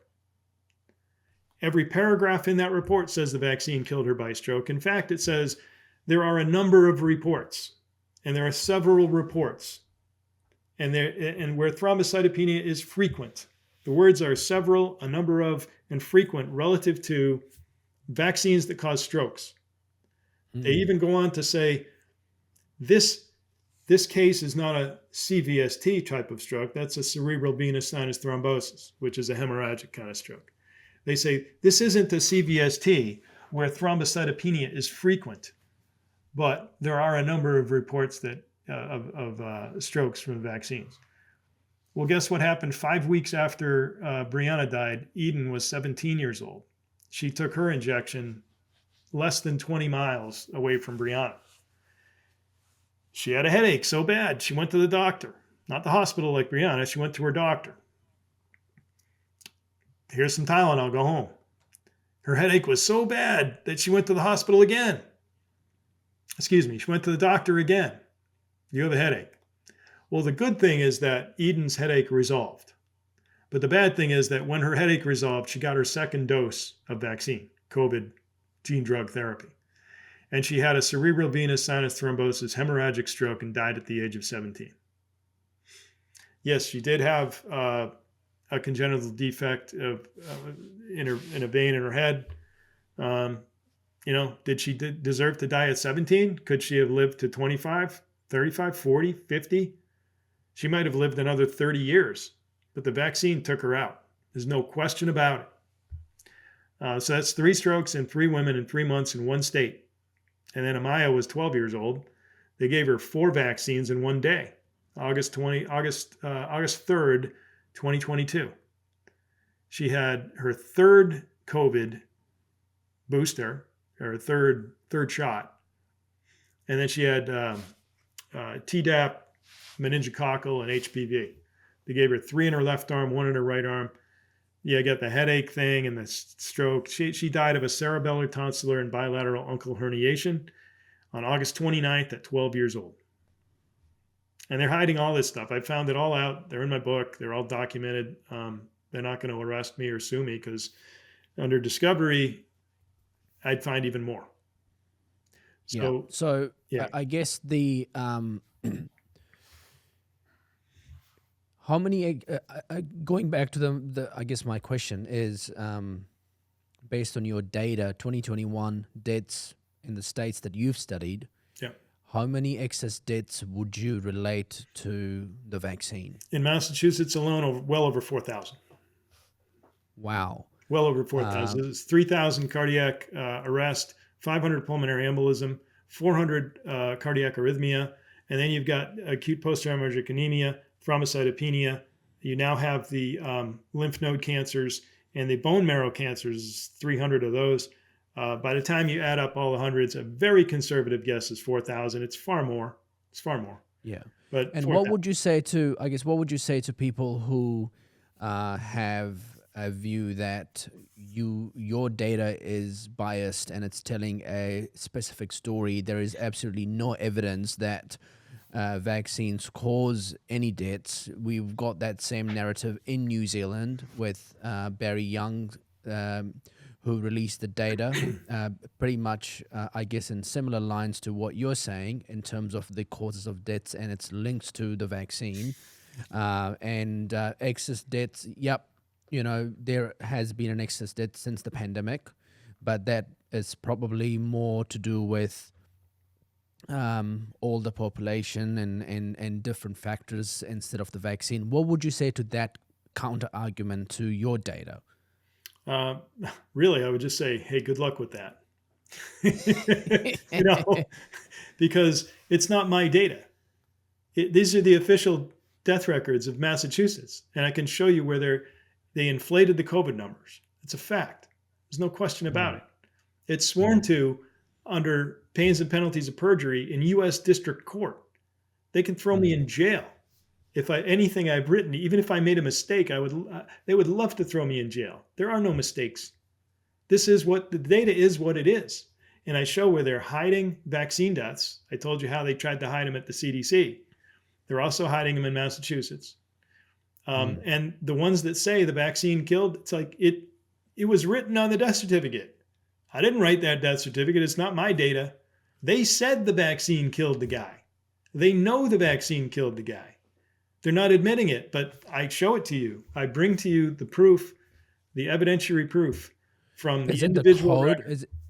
I'm I- sorry? is it the is it that specific code they're using on the death certificate that is what you're looking at as data? Well, I started looking at codes, but I also look at words. So the words are written Mm, by the death certifier. It's either the medical examiner or a doctor attending at time of death. So the physician mm, attending the death, to the person at the time of death, fills out the death certificate if they die in a hospital. Otherwise, if somebody dies alone at home, then it's an automatic autopsy, and the body goes to the medical examiner. Or if they die in a car mm. crash, that all goes to the medical examiner. It doesn't go to the hospital. Sure. So you have the codes are applied by the CDC. That's the central point of failure, where they're deleting the codes. They have to be Right. So deleting codes. the examiners have data in terms of how is the examiner looking into uh, causes of death for a vaccine? Is it do they have enough information to make judgments whether it's caused by how the injection is applied No. versus to the ingredients that are in the body, or how is an examiner working through that detail? Um, And is that information coming from an independent source who study general vaccination deaths? no, they just generally take the information that was given to them by the reporter. Sometimes, like it's a husband or a wife or a father or mother. Um, if you die in the house, like they'll ask, well, what happened? Well, he was eating peas and then he choked, or he was, he was carrying boxes up the stairs and then he felt winded and he sat down and he passed away. That the circumstances of death are told to the medical examiner or to the doctor. So they take that into account. They take whatever evidence they have into account and they make an assessment. but they're not supposed to write something as a cause of death unless it was causal in the death. And they could write it in part two. A lot of them are like, well, they write it in part two. They'll write the vaccination like, the day before. Oh, that's correlation, not causation. But if they do their jobs, like, give you an example. Trista Martin was 18 years old. She wanted to go to a concert, a music concert. And she had turned 18, so she could go to her doctor without her parents. So she did. And she said, Mom, I'm going to go on my own, okay? Her parents didn't want her to get that COVID shot. And she got the COVID shot to go to the concert. The autopsy, the parents shared the autopsy report with me. I wrote it in the CDC memorandum. It's an important body of evidence. And there's a few paragraphs about Trista Martin there. Her entire body was riddled with eosinophilia, where the white cells were attacking her organs. She had encephalopathy. She had multiple foci of pulmonary emboli in her lungs. So she had clots in her lungs. She didn't have myocarditis because I don't think it had the opportunity to set in yet. I think she died. I think it was about to come. People hear about myocarditis all the time. It's about 1% of the overall vaccine deaths. It happens in a lot of people. The myocarditis does happen as cases. And when they say, oh, you recover from it, it's not deadly. No, you just took 20 or 30 years off the back end of your life. You're not going to die at 90 now. You're going to die at 60. But you won't know that for 40 years if you're 20. But that's what you did. The elasticity of your heart through scar tissue and damage done changes after you've gone through some traumatic thing like that. But anyway, back to Trista. Every organ in her body. She had gastrointestinal ischemia and hemorrhage. She had clots in her lungs. She had encephalopathy in her brain. Her heart was affected. She died. She died at 18 years old from the vaccine. We know it. There's no question about it. But you know what it said on her death certificate? There's only one thing written on her death certificate. Single word. One word. Unknown. They're lying. We know they're lying. They know they're lying. But whoever certified it doesn't want to get in trouble because the medical certification boards have told all the doctors in the United States, and your audience can look this up. If you go to a joint statement from the CEOs of the American Board of Internal Medicine, American Board of Family Medicine, American Board of Pediatrics, the joint statement has been there since 2021, and it is still there. And it says that any doctor spreading vaccine misinformation will have their license suspended or revoked. And they did that to doctors here. They went after them. One doctor merely mentioned ivermectin on the radio, and they went after her and took her license to practice in Maine, the state of Maine, up in the northeast corner of the United States. John Littell, they attacked down in Florida. The Ryan Cole, Scott Jensen, many doctors were made famous because they showed publicly that they will take your license to practice and your ability to earn a living if you do not adhere to the CDC and FDA and NIH recommendations. Well, they're not recommendations. That's coercion. It's against the law. It's blatant, right in front of everybody. So to your audience who will say, oh, well, you don't know it's the vaccine, all I can say is good luck. Yeah,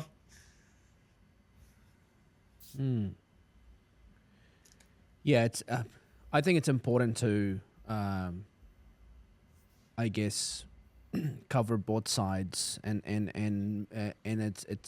it makes a good case for looking at the data, and you talked about the incentives that these people, the hospitals, are getting, everybody in the ecosystem for making the vaccine.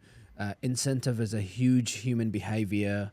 You're talking about excess deaths through mismanagement of COVID, whether it's the ventilators and the neglect You're talking about, you know, side effects of the vaccine, and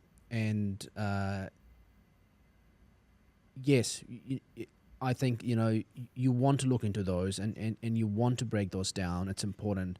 And on the other side, it's also important for the argument to be had that vaccines are safe and they actually did not cause any deaths, and which I think it's. And you talk about cancellation and censorship of people who are looking at this and going, well, hold on a second, there could be issues with this, right? That's what it is. It's about the freedom of expression of both sides and not blocking one or the other. And what's happened is there was a lot of suppression going on of people who spoke against COVID. And a lot of these people who are in the system were pretty much threatened that they're not going to be incentivized if they are going to speak against COVID because that's misinformation. We saw that happen with Twitter. There's a lot of information that got released when Elon bought Twitter, with Twitter files about how Anthony Fauci directly requested through the federal government for Twitter to ban certain doctors and experts. I think Joe Rogan got into trouble for getting people on the show to just talk about this. So it's really important that we talk both the sides and listen to both the sides. Is very important, and yeah. So that's I think that's an important piece is what we're doing here. I want to ask you next is what is it that you're doing now with your data and information and lawsuits, and what are your sort of objectives to try and get out of your mission of advocating for the fraudulent activity that you believe has happened, the excess deaths from mismanagement and the vaccine. What's next for you? Um, I continue with, I have about 6 things now, and I'll have more in the future. The 6 things. I've written legislation, laws, bills, that'll hopefully be laws, that were submitted to 2 states. HB 1661 in New Hampshire, which was recently tabled for further study, meaning it was thrown in a black hole. It was pretty well received. I answered all the questions they put to me, but there's one person who asked the same question in 2 different sessions, and the question is, I'll tell you what the bill does. It requires that every death certificate should have listed the immunization date, type, and manufacturer and so forth for any decedent who's received an immunization in the last 2 years before death. So that you'd be able to find it. Any researcher would be able to find it on the death certificate. The other thing is that, and this is where the Barry Young data, I've been talking about this for a year and a half. I would love to know how many people died within, on the same day of vaccination, 1 day, 3 days, 1 week, 3 weeks, 10 weeks, 25 weeks, and 1 year. Just tell me the number of people who died within those timeframes of vaccination. And you'll be able to tell over time if there's all of a sudden a change. It's like, oh, is there a new vaccination that has caused more people to die in a shorter period of time? It's called using ceteris paribus, which is all other things in parity or in being equal. So if you hold all the other variables equal, well, if there's an anomaly or a change, you'll be able to find it. The third thing the bill proposes is that the state do an analysis of death records and Medicare and Medicaid, so living patients who have issues, do an analysis every 2 years, much in the way that I've done. I'm one guy with a computer, and I did more analyses in causes of death and ages than the 250,000 people in the United States who work for the state departments of public health and the CDC and NIH and FDA. It's me against 250,000, and I produced more salient and accurate information than they have, and I provided it to the public. This bill would require the state to do what just one man did. And lastly, most importantly, it allows for a public audit. They choose as from random lottery from 4 proposals that are competent proposals. Choose 4 of them.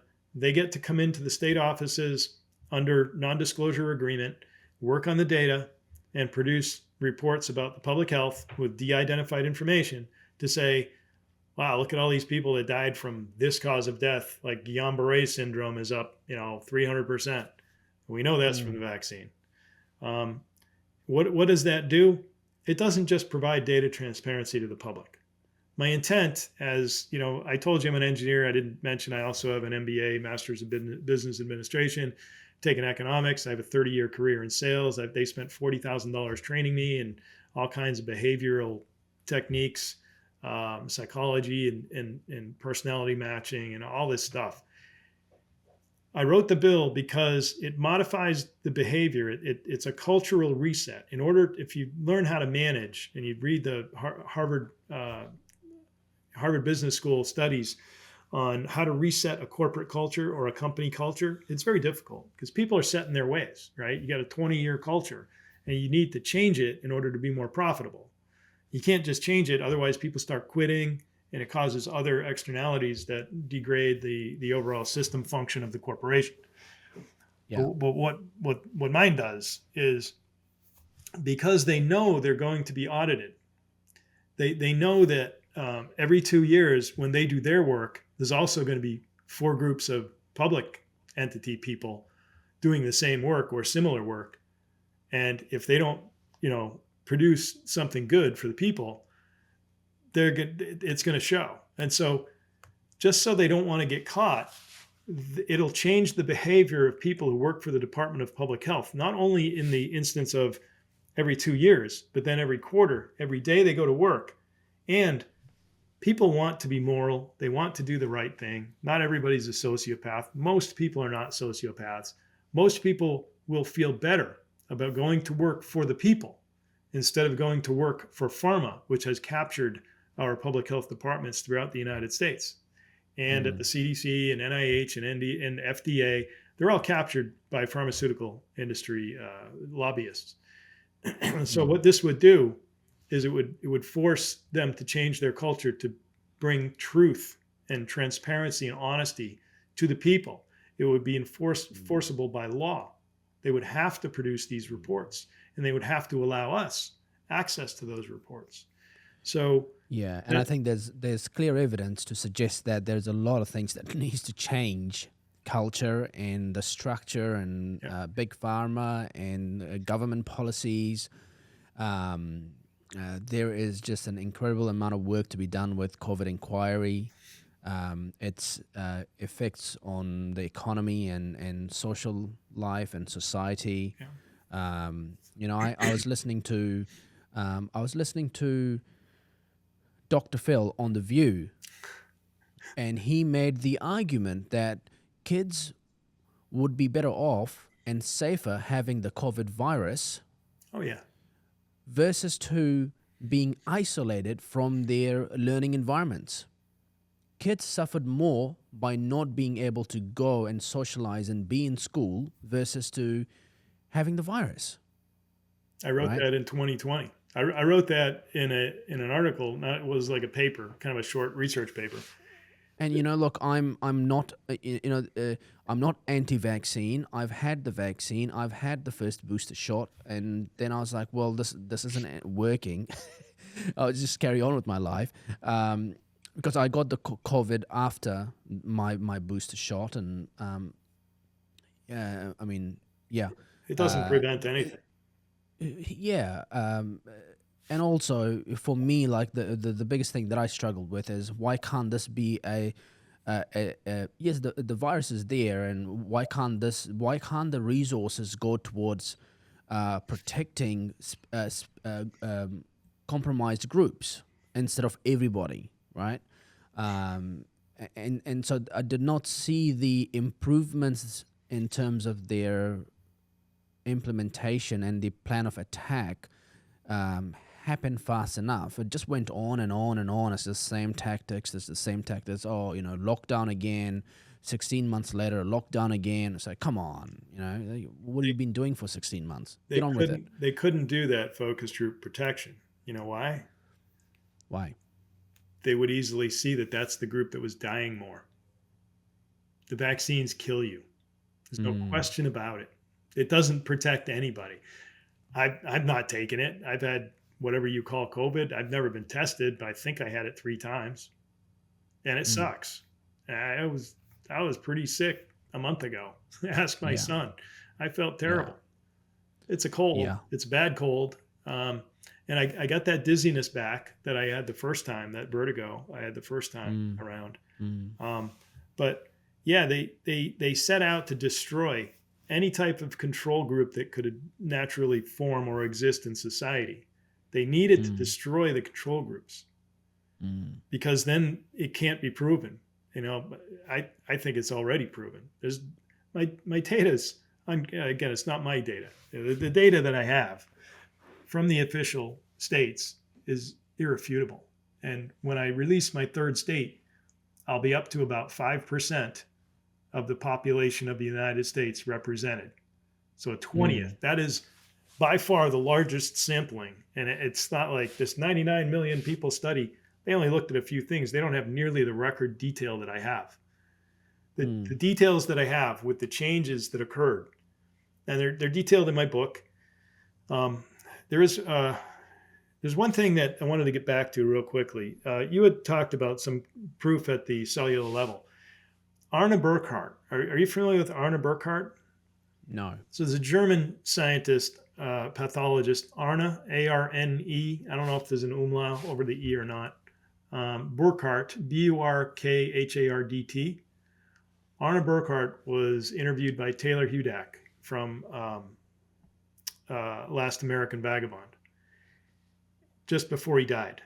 He died under strange circumstances trying to save his son from drowning where he himself drowned at, I don't know, 70 years old, 77, 75.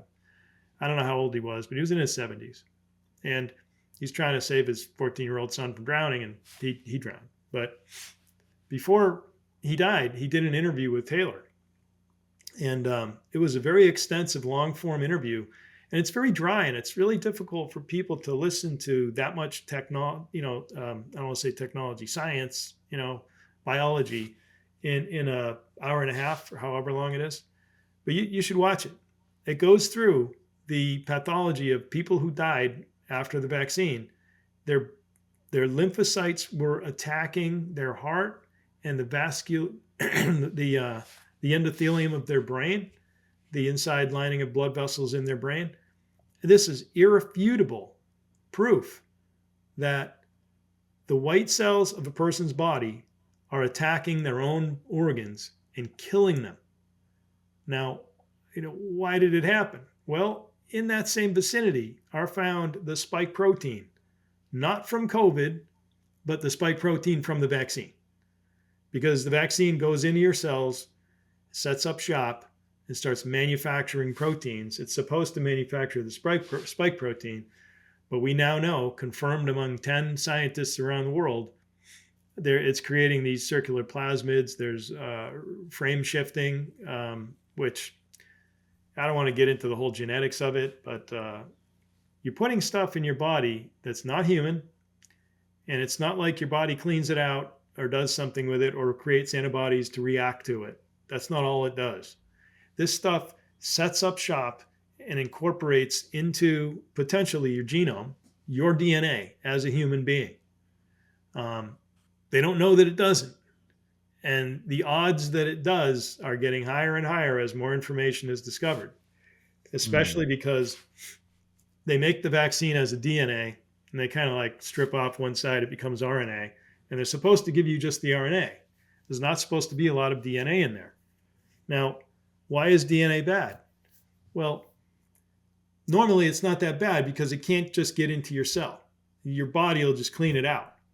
But with the delivery mechanism of a lipid nanoparticle, if it's in there, then it's allowed to slide into your cell and get access to your cell nucleus and change your DNA to set up shop.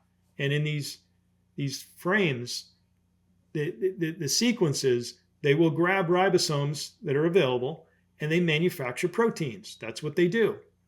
And some of the proteins they manufacture might be they cause cancers, or they might destroy your ability. Like, here's an example. In Minnesota, the hematopoietic cell cancer, there were 6 in 2022 or 2023, I think 2023.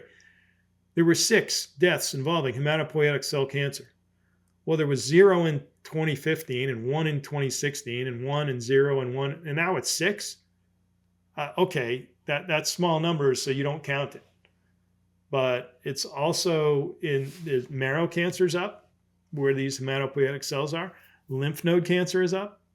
You can't deny there's an issue. There's no denying the issue started in 21, not 20. And if you don't think it's the vaccine, please tell me, what else could it be? Yeah. What else But could it be? what's crazy though is this whole culture of hyper vaccination. There's been like so many booster shots that's been put out there. There is a new COVID vaccine that's available now. Everybody's like frothing over it. They all want to have their latest vaccine shot.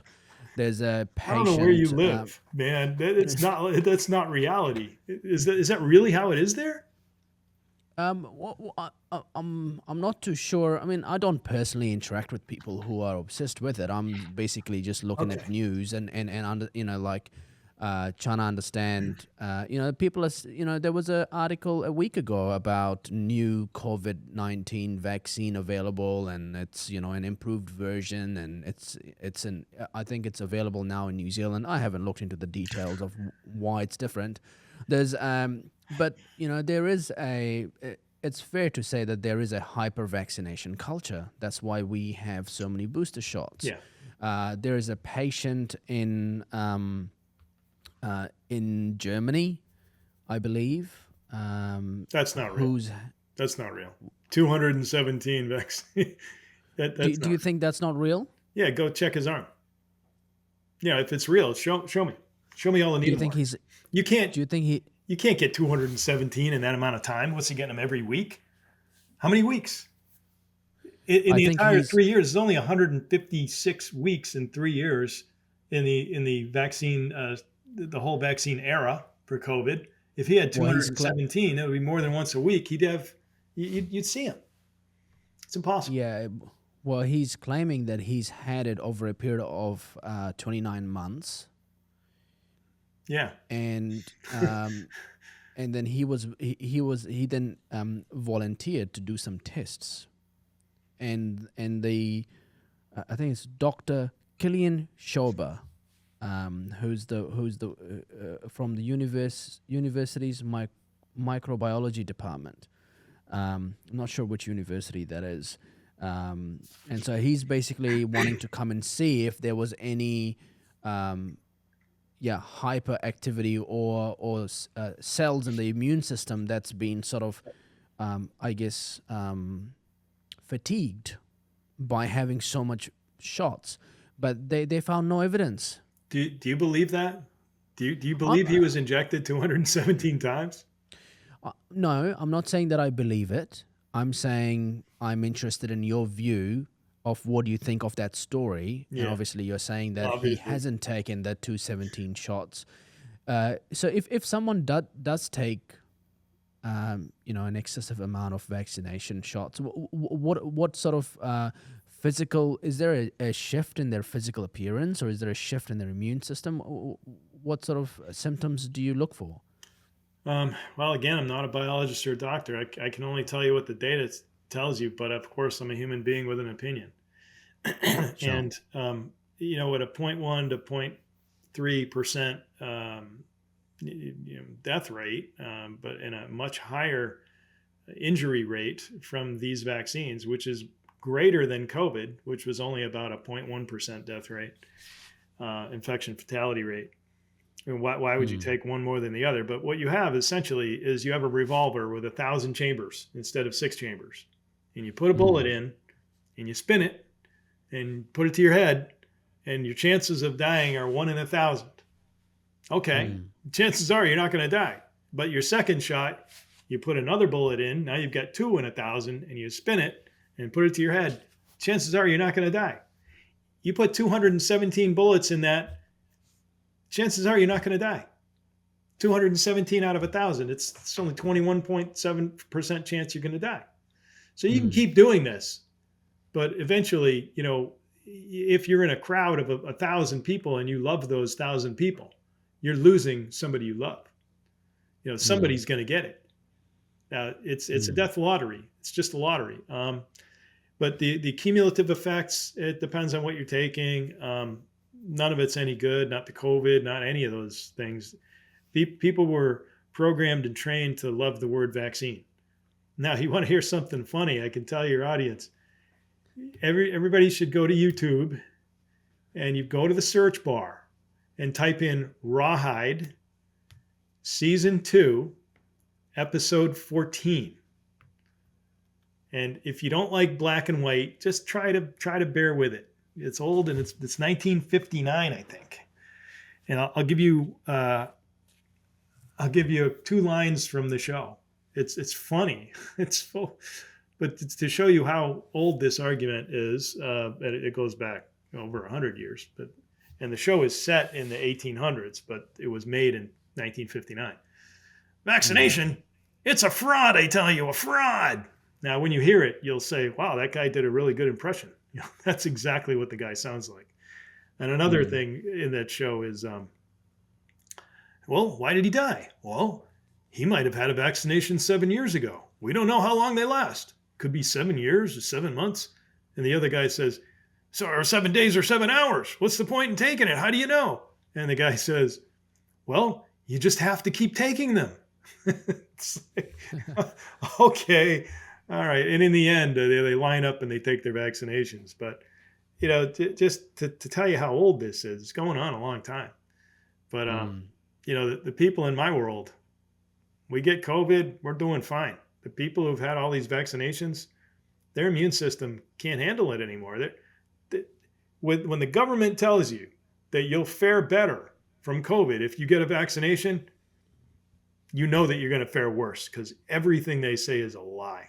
They're lying about everything. Otherwise, they wouldn't need the propaganda.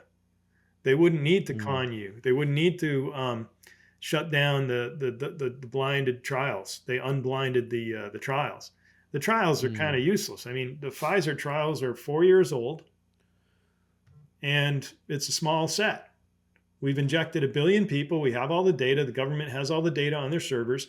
We have the Medicare, Medicaid data. We have the DMED data from the military and armed forces. We know all the injections they got. We know all the injuries they had. It's all in the systems. The VAERS system has stuff. The immunization information system in the United States, and every state has one. All these systems and all this data exists, and the government is making sure that nobody has access to the vaccine information of anybody. And that if anybody gets the vaccine information, it's over. And Barry Young got the vaccine information, correlated it, and was able to show very, very easily that the vaccine, people who were vaccinated had worse outcomes based on the data that they had. But yeah, in the U.S., that's the holy grail of data, vaccine information. Well, Brian Sicknick got beat over the head with a fire extinguisher on January 6th during the riot, and that's an insurrection. No, he was never hit over the head. There's videotape of him walking around. That was a lie. The government lied. CNN lied. MSNBC lied. He died the next day. Guess what he died from? A stroke at 40-something years old. He died from a stroke. Wait a minute, but he's Capitol Police. Who were the first to get the vaccine? The people who worked in the building with all the senators and congressmen who were told, you have to get the vaccine. Most of them got it in February, but I think the ones who actually worked in the building got it earlier. He died of a stroke on January 7th, not January 6th. He didn't have a mark on his head. He was never hit over the head. So the government will lie about everything. I don't trust them. That's been my life experience. And one of the reasons I got into this is because I don't trust people. But I don't trust people on our side either. People tell me, oh, he's controlled opposition, or the vaccine causes this, or 5G, nanobots, UFOs, there's all kinds of stuff people come up with. I'm like, yeah, well, I won't believe it till I investigate myself, under my own accord. I get the death certificates. I look at them. I'm like, you know what? The medical examiner said he died from COVID, and the CDC deleted it. They're hiding it. And when I brought it to their attention, they didn't change it.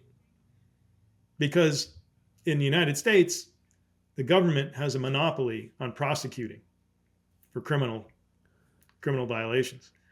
And Right. the government won't prosecute the government. Sure. Yeah, no, it's wow. It's eye-opening to listen to your work and the investigations and what's been going on, and it's an important story to tell. The work you're doing. Tell us about your book, the title of the book, where people can find the book, and also give us. You did mention your Twitter X handle. Can you tell us that again, where people can find more of your research to look into further after listening to your podcast? Give us a bit more on that. Sure. I got to figure out how to get the book sold in New Zealand and Australia and even Canada. I don't even know how to sell it in Canada. Is it not on Amazon? Well, it should be on Amazon in a few weeks. I have to sign a contract for that. But yeah, Okay. once it gets on Amazon, it'll get expensive. On my site, I sell my book for $25 US dollars. On Amazon, it'll be 40 US dollars. And then whatever other countries do, I don't know. But it's called, the name of the book is, I don't know if it'll come out on camera, but the Real CDC. Oh, I have it backwards. You know what? I'm not going to fix that. I could fix it, but the Real CDC, because I write under the name Coquin de Chien, which means naughty dog in French. And the initials of Coquin de Chien is CDC with a lowercase d. The subtitle is COVID Facts for Regular People. I don't use inferential statistics. I don't do p-values, confidence intervals, and the things that PhDs use. I display the data such that any regular person can look at it. And you can try to figure out ways to say, well, that's because of something happened that month, or there's no way around it. It's raw data. It's in your face. Acute post-hemorrhagic anemia is elevated. So in the book, I start out with people, Cassidy, and then the 3 strokes and the 3 women. Even a 98-year-old woman in Vermont says she died of a heart attack. It's like, okay. But I find a VAERS record of a 98-year-old woman who died on the same day in Vermont. There's no others, so I know it's her. Her vaccination date is 2 days before her death date. And in the report, the VAERS report, it says she had tachycardia to 145 beats per minute. She gets injected, her heart rate goes to 145 beats per minute at 98 years old, and she's dead in 2 days. That's a vaccine death. Nobody can say anything else. So that's in there. And then I did the correlation to a lot of VAERS reports, and I show a lot of vaccine deaths. I show a lot of fraud. And then I get into the data. I go through causes of death. So I go through all-cause death, COVID, pneumonia. An interesting thing we didn't talk about. So pneumonia, going through the 3 waves in Massachusetts and Minnesota. Let's just talk Massachusetts. In the 80 plus range and the 70, the 80 to 84, the 85 plus, the 75 to 79, they were all a downward slope. So the first wave and then the second wave was smaller and the third wave was smaller. When you get to the under 50s, you had the first wave of pneumonia deaths and the second wave, and the third wave is the biggest. Does that make any sense to anybody that a disease comes in, you're with the disease for 3 years, and you are more likely to die in the third wave of that disease if you're under 50? Because you destroyed your immune system with the vaccine. I told you that the immune mechanism is shattered. So what you think you're making antibodies for, you're You're making antibodies for a variant that was around 3 or 4 years ago. The vaccines don't do anything to stop anything that's circulating now. That's always been a problem with the flu vaccine and so forth. But yeah, I go through the data, then I do that's the symptom spectrum profile. I do the age calculations. I go through the acute renal failure, and I tell you about remdesivir, which it may be vancomycin, it may be remdesivir causing it. I don't know. I actually believe the vaccine is part of that. And then in the fourth part, I have solutions, one of which is redefine epidemiology. You can't let the doctors and biologists run epidemiology. It's really got, you need more sociology, economics, psychology, and the intersection of and law. That epidemiology needs to take those into consideration. The same thing with public health.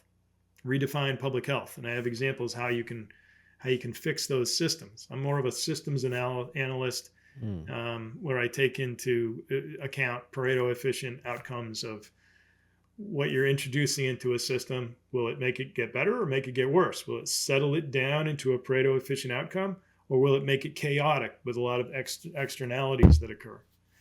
And then I finish up with a recommended International Medical Ethics Forum, where we keep the governments out of defining medical ethics.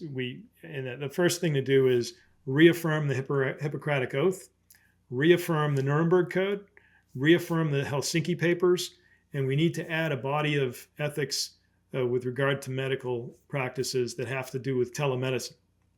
There needs to be additional things done with telemedicine and the internet, because when they made up all the others that are very important throughout history, they didn't have the internet. They didn't have telemedicine.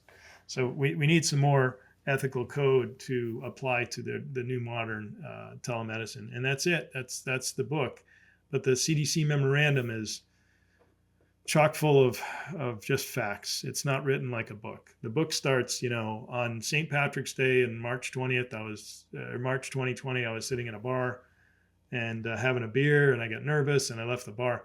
That's a book. The CDC memorandum is fact, fact, fact, fact.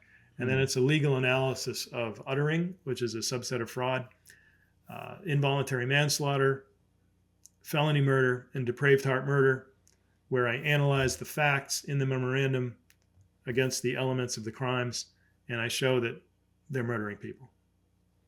They know. So with your recommendations in your book, I'm just curious, and I want to ask a quick question. The World Health Organization is in the process of drafting a global agreement and accord on pandemic prevention. They talk about that in the World Economic Forum in January.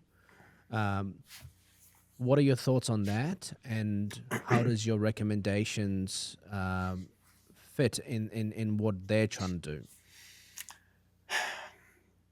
There hasn't been a world pandemic of anything since the 1918, 1920 Spanish flu. In fact, since antibiotics were invented in the early 20th century, in the early 1900s, it's almost impossible to have a pandemic worldwide. Either it's virulent like Ebola, it blows itself out locally, or it's not that bad, it goes around the world and everybody gets a cold. The secondary bacterial infections are how most people die. And you take penicillin or amoxicillin or streptomycin or one of the other mycins, and that's how you live. That's how we survive. The whole pandemic fear. I just mentioned that season 2, episode 14 of Rawhide. I have a slide where I show about 70 different TV shows and about 60 different movies since the 1950s that all have to do with pandemics. Society has been programmed by media and entertainment out of Hollywood and other places that you're going to die, you're going to die, you're going to die. It's drilled into your head from the time you start watching television or movies. It's when you see my slides and you see the sheer number of popular TV shows and movies that have to do with pandemics, you realize that none of this stuff really happened in real life. This has all been a manufactured, Oh, H1N1. Oh, H5N1. Oh, here it comes. Marburg. Here it comes. No, can't happen. Yeah. Doesn't happen. Our Yeah. immune systems given by God are very good. And I do believe in antibiotics when you need an assist. I've had strep throat a number of times throughout my life. I've had bronchitis. I really needed antibiotics.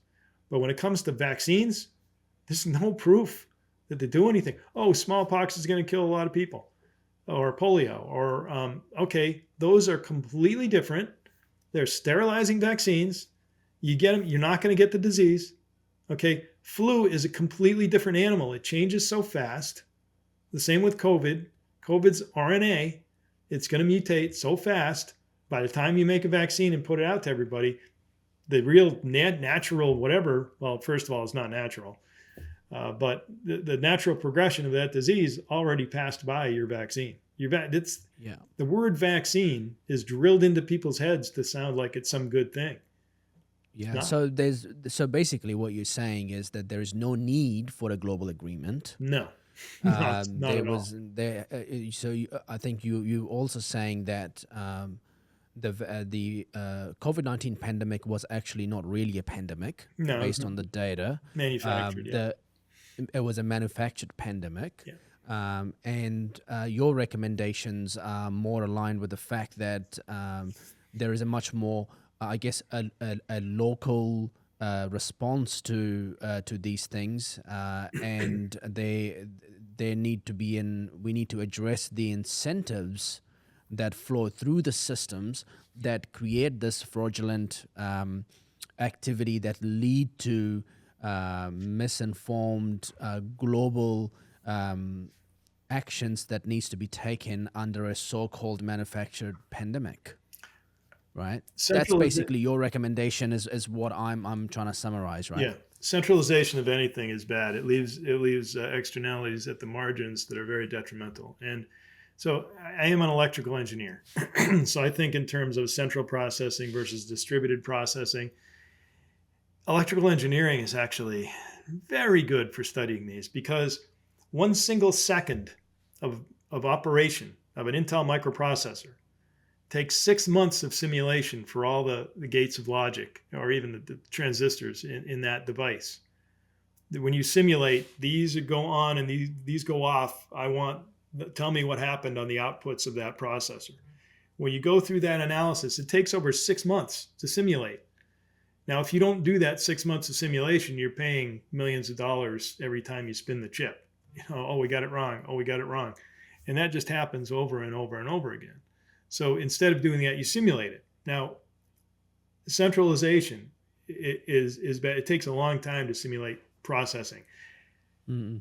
Imagine if you had a central processor that handles your graphics and it also handles your input output devices. It handles your camera, it handles your driving your display, your monitor, it Mm. handles your microphone. It has to start trading off and doing everything. It can't do that. Make a processor with a specific instruction set for math, your arithmetic logic unit, for graphics, your three-dimensional rendering, and then make one specific for your communication, which is a whole different kind of thing. And now you've got distributed processing. Everything's going much better. Now, in economics and in people, if you train everybody to do everything, you're going to get experts at nothing. And you've wasted a lot of people's time, a lot of people's education. It's just silly to think that coming up with a worldwide health system that, what's going to work in Botswana or what's going to work in, Burundi is going to be the same as Massachusetts or Canada or New Zealand. It's just, if people thought practically, is it a good idea to allow one central authority like Gabriesus, or what is he, a veterinarian, or I don't even know. He's not even that. I don't even know if he has a degree in medicine. You're going to let Yeah. some person. It's really an oligarch who runs him, right? Is it Xi Jinping, as a donator to that organization? Is it Bill Gates as one of the biggest donators to the WHO? You're allowing them to determine how you're going to conduct your policy in Florida or in Argentina or in South Africa. It makes absolutely no sense. You have different climates, different peoples, different genetics, different food supply, different water minerals in your water supplies. For these crazy people to do anything centrally, it's just a power grab, because any practical person who has any knowledge of systems theory at all knows that when you centralize, you lose at the margins. And what you're losing at the margins are lives, they're people. Anybody outside the normal course of diagnosis, if you're not the average person, then you're going to be misdiagnosed and you could die because, oh, well, the WHO said so. Mm. Right now, we just killed 150,000 excess people by acute renal failure alone in the United States, because all the doctors are following the central authority of the NIH protocol. How do you It's treat so this disease? interesting. Yeah, it's so interesting listening to you and your thoughts on centralization, and how the mainstream media is quick to say, "Oh, it's don't worry about it. It's not a big deal, and it's just a global agreement." And but there's also a lot of people that I follow and see on X, which is formerly Twitter, where they said, well, don't sign this. Here's a petition. We don't want to go down this pathway. We don't want to normalize this thing. We don't want a pandemic every 5 years. And i- i- do you have any thoughts, or have you looked into where COVID virus itself originated from? Hey, man, way beyond my pay grade, as we say in the U.S. I, I have an opinion, but I don't know what it's worth. It was manufactured in a lab somewhere. I think the U.S. Did it. I think they stuck some code onto a coronavirus, of which there are many coronaviruses around. They've been around for forever, Mm-hmm. and they generally don't even give you a cold. Some of them do give you a cold. Um, Mm. the ones that do you give you a cold, well, they stuck some code in there that generates this spike protein. Uh, you could say it's China, but who bankrolled that in China? I think it was U.S. money that did it, because we had a law where you can't do that kind of work in the U.S. Oh, they just moved it over to China and did it there. And Yeah. under the purported, like, we have to defend ourselves against bioweapons, so we're going to make bioweapons so we can make biodefenses from the bioweapons. Huh? You're messing around with God's work here. Mm. These people are just crazy. So the spike protein. It, there was a snake venom talk before. It's I don't think it's helpful to call it snake. Oh, they're putting snake venom in you. No, it's proteins, a glycoprotein. Well, what does it resemble? Well, it resembles Staphylococcus enterotoxin B, the basically poisonous kind of toxic stuff coming out of Staphylococcus bacteria, aureus bacteria. It also resembles the venom from snakes. The proteins in the venom from snakes, the cytotoxic, cardiotoxic, neurotoxic. It also resembles the proteins coming out of, let's see, box jellyfish, Portuguese man of war, scorpions, Hymenoptera. What are Hymenoptera? Bee stings, wasps, hornets, red fire ants. Um, they're all kind of, they produce proteins that are in venom, and your body reacts to it. And let's say about 20 people die in the United States every year from Hymenoptera stings, bee stings. We'll just say bee stings. If you mandated bee stings for everybody in the United States, 20,000 people a year would die. So, what's with the COVID vaccine?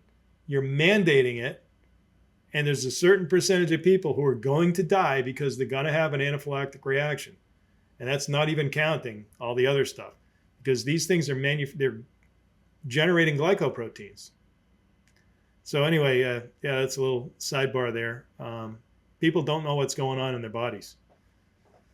That's awesome. Well, thanks a lot, John. It's been really fun to talk to you about your findings, and I think the world needs to hear what's really going on and what's really happened with COVID, the mismanagement, and where do we really need to go, and what sort of a world we want to live in going forward, and making sure a lot of these things don't happen, and how do we really disrupt systems and structures in big pharma, medicine, society, uh, the whole thing.